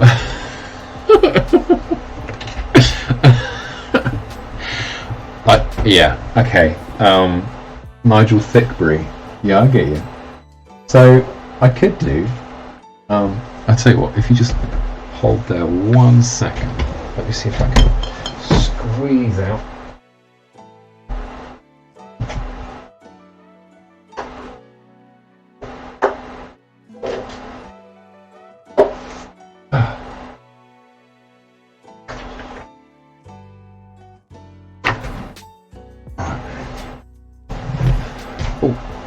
Blimey. Yeah, that's a really good shout. Maybe. Yeah, actually that's a really good idea.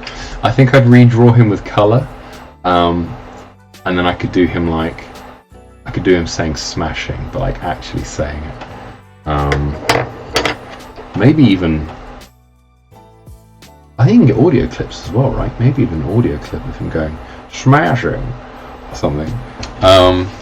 But yeah, for those of you that don't, or that do, that don't follow me on Instagram, I made a reel recently. I took part in that trend where some silly person breaks up with another silly person over a silly reason. So I chose Thornberrys. So you had Marianne Thornberry saying, "I'm leaving you, Nigel. You're too skinny." You know, she looks very sad. Admittedly, I referenced that off the internet, but cartoon characters. And he's like, I don't actually know what he sounds like. It's been years, so we'll do it again. Marianne, please. And he's like, oh, got a little tear. Look, he's very sad. I had to partly do the facial expressions on my own because I couldn't really find the right reference. So referenced the body, but kind of did the face myself. So you know, poor Nigel. This one's a bit ganky, but we'll go with it. So Nigel's working out hard. Nigel's seen that she only likes big men, and he cares, but he doesn't care. But he does, you know, he might know. So Nigel starts lifting. He's like, I'm gonna show her. That was a toughie because I had to try and like guess what Nigel's face would look like from this angle. and his body, and yeah, it's fine. You only see it for about half a second on the actual reel, and then obviously Nigel becomes Nigel Thickbury because he lifted so much weight that he has now got the juiciest of all muscles. So whenever he goes on safari now, he doesn't need worry. He is the alpha Nigel. But yeah, so that's a really good shout actually. I like that, Cryptronics. I could have like this, but in colour, that pops, and then it says like smashing or something. Yeah, cool. Alright, you have provided me with sufficient inspiration. Thank you. Cool. So let's wrap these hands up. So we were going in with the sort of slight yellow, I suppose, sort of a yellow ochre. Again, I've got a lot of work to do on sort of how I apply colour and where it all goes, but it's all part of learning, isn't it? Part of the process.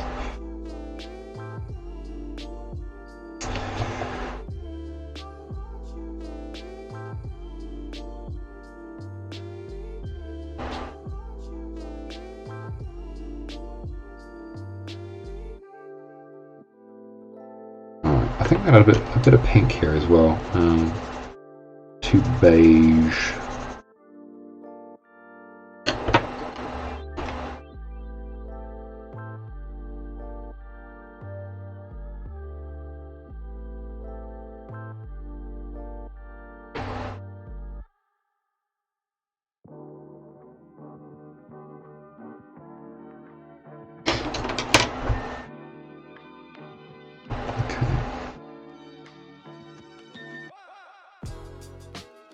Plums.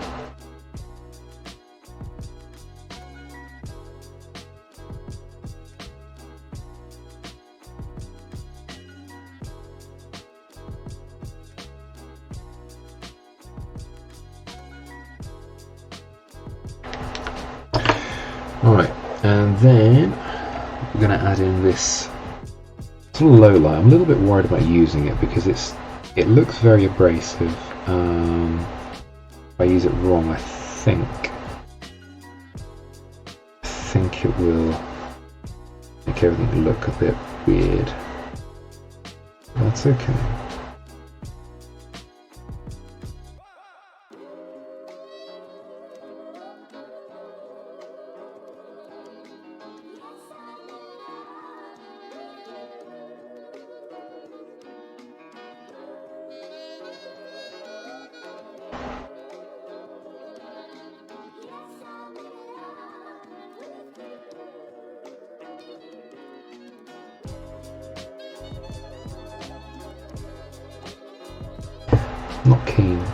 Not keen on this grey.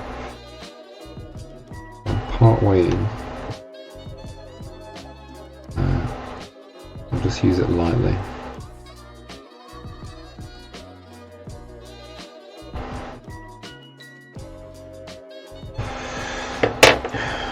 Now I need to just add a little bit around the edge of these nails just to help them pop out and look like nails. So, yeah, there we go.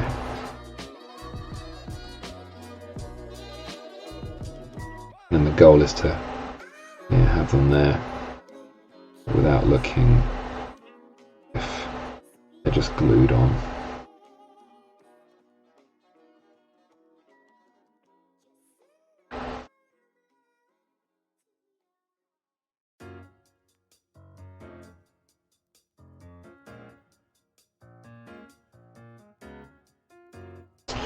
Still quite newbie with some of my lines. It should be a little bit cleaner, but I live and learn. Okay.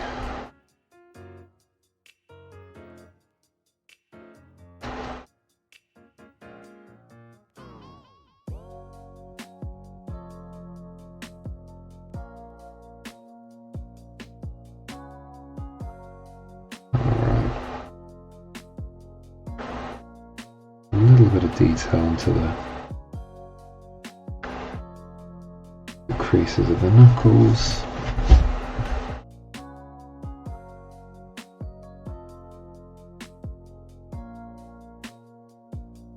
Okay.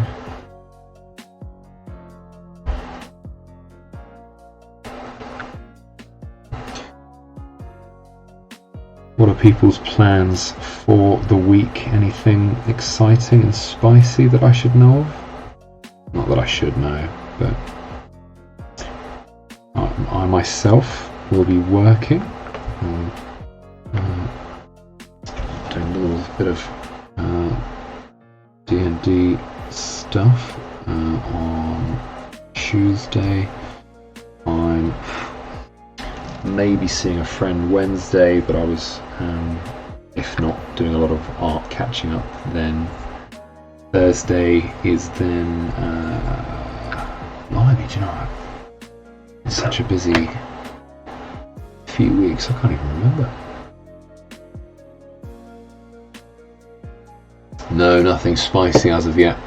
Well, the week is young, Matt, so a spicy thing could be just around the corner waiting for you, and then you'll be like, wow, that is one spicy meatball. I'm glad that walked right into me. See, don't count your chicks before they hatch. But yeah, no, I'm sure you'll think of something nice. And hey, you know, chill weeks, non-spicy weeks, korma weeks are very nice too. I love a good chill week. I'm calling Thursday. That's what I'm doing Thursday. Yeah, I was like, I know I do something every Thursday, but I can't remember what it is because I'm so like tired at the moment. Yes, we're calling, aren't we, Cryptronics? Play some Warhammer Total War because that game is amazing, and I love the Total War series. And actually, yeah, that kind of links to one of the upcoming projects I've got, which is sort of inspired by my love of Total War, and that'll be sort of historical based tokens for the game Magic the Gathering. I'm very excited to start working on those at some point. As I mentioned earlier, obviously I'll be working on samurais, so that's what those samurais will be for, essentially.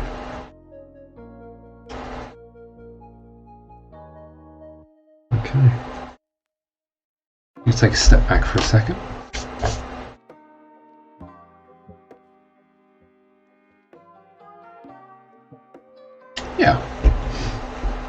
Yeah, I think I'm happy with that. I think it might look a bit weird because that thumb seems to come out of nowhere. In the original photo, the hand blows down here. The hand comes down here into the sleeve. Now the reason I haven't put that there is because I wanted to pop a chick here, pop a chick. It's just going to be a big old page of chicks. That's why I haven't included the arm. But yeah, I think next Monday I'll be doing another chick. To be honest, my goal for next Monday is not to spend as long. I want to really blitz through, maybe do 3 chicks next week. That's my goal. Actually, no, I can't. No, next week I am away. I will be in Lisbon, Portugal, for the week. Get back on Thursday, so if I'm not doing anything on the Friday, I will maybe do an impromptu stream. But no, I will be back on the Monday following that one. The date eludes me. Have a look. That'll be Monday the 6th. And again, you know, if there is a call for watching streams of like border extensions and that sort of stuff, yeah, I could be well up for that. Miniatures I do probably on an ad hoc basis, purely because the amount of strain it puts on my eyes and my back. It's quite tiring. But yeah, I love doing this sort of stuff, and I'm really glad you guys have joined me for it. It's been really good fun. Appreciate you jumping into the chat as well. Honestly, I love talking to you guys. Here is today's chick. It's a very happy chick. It's glad. It doesn't look happy, but that's because it's falling asleep. So it's just glad that you're holding it, keeping it warm and safe. But yeah, really appreciate you guys sticking by. I think we've done 20 minutes more than I expected to. So again, thank you very much for that.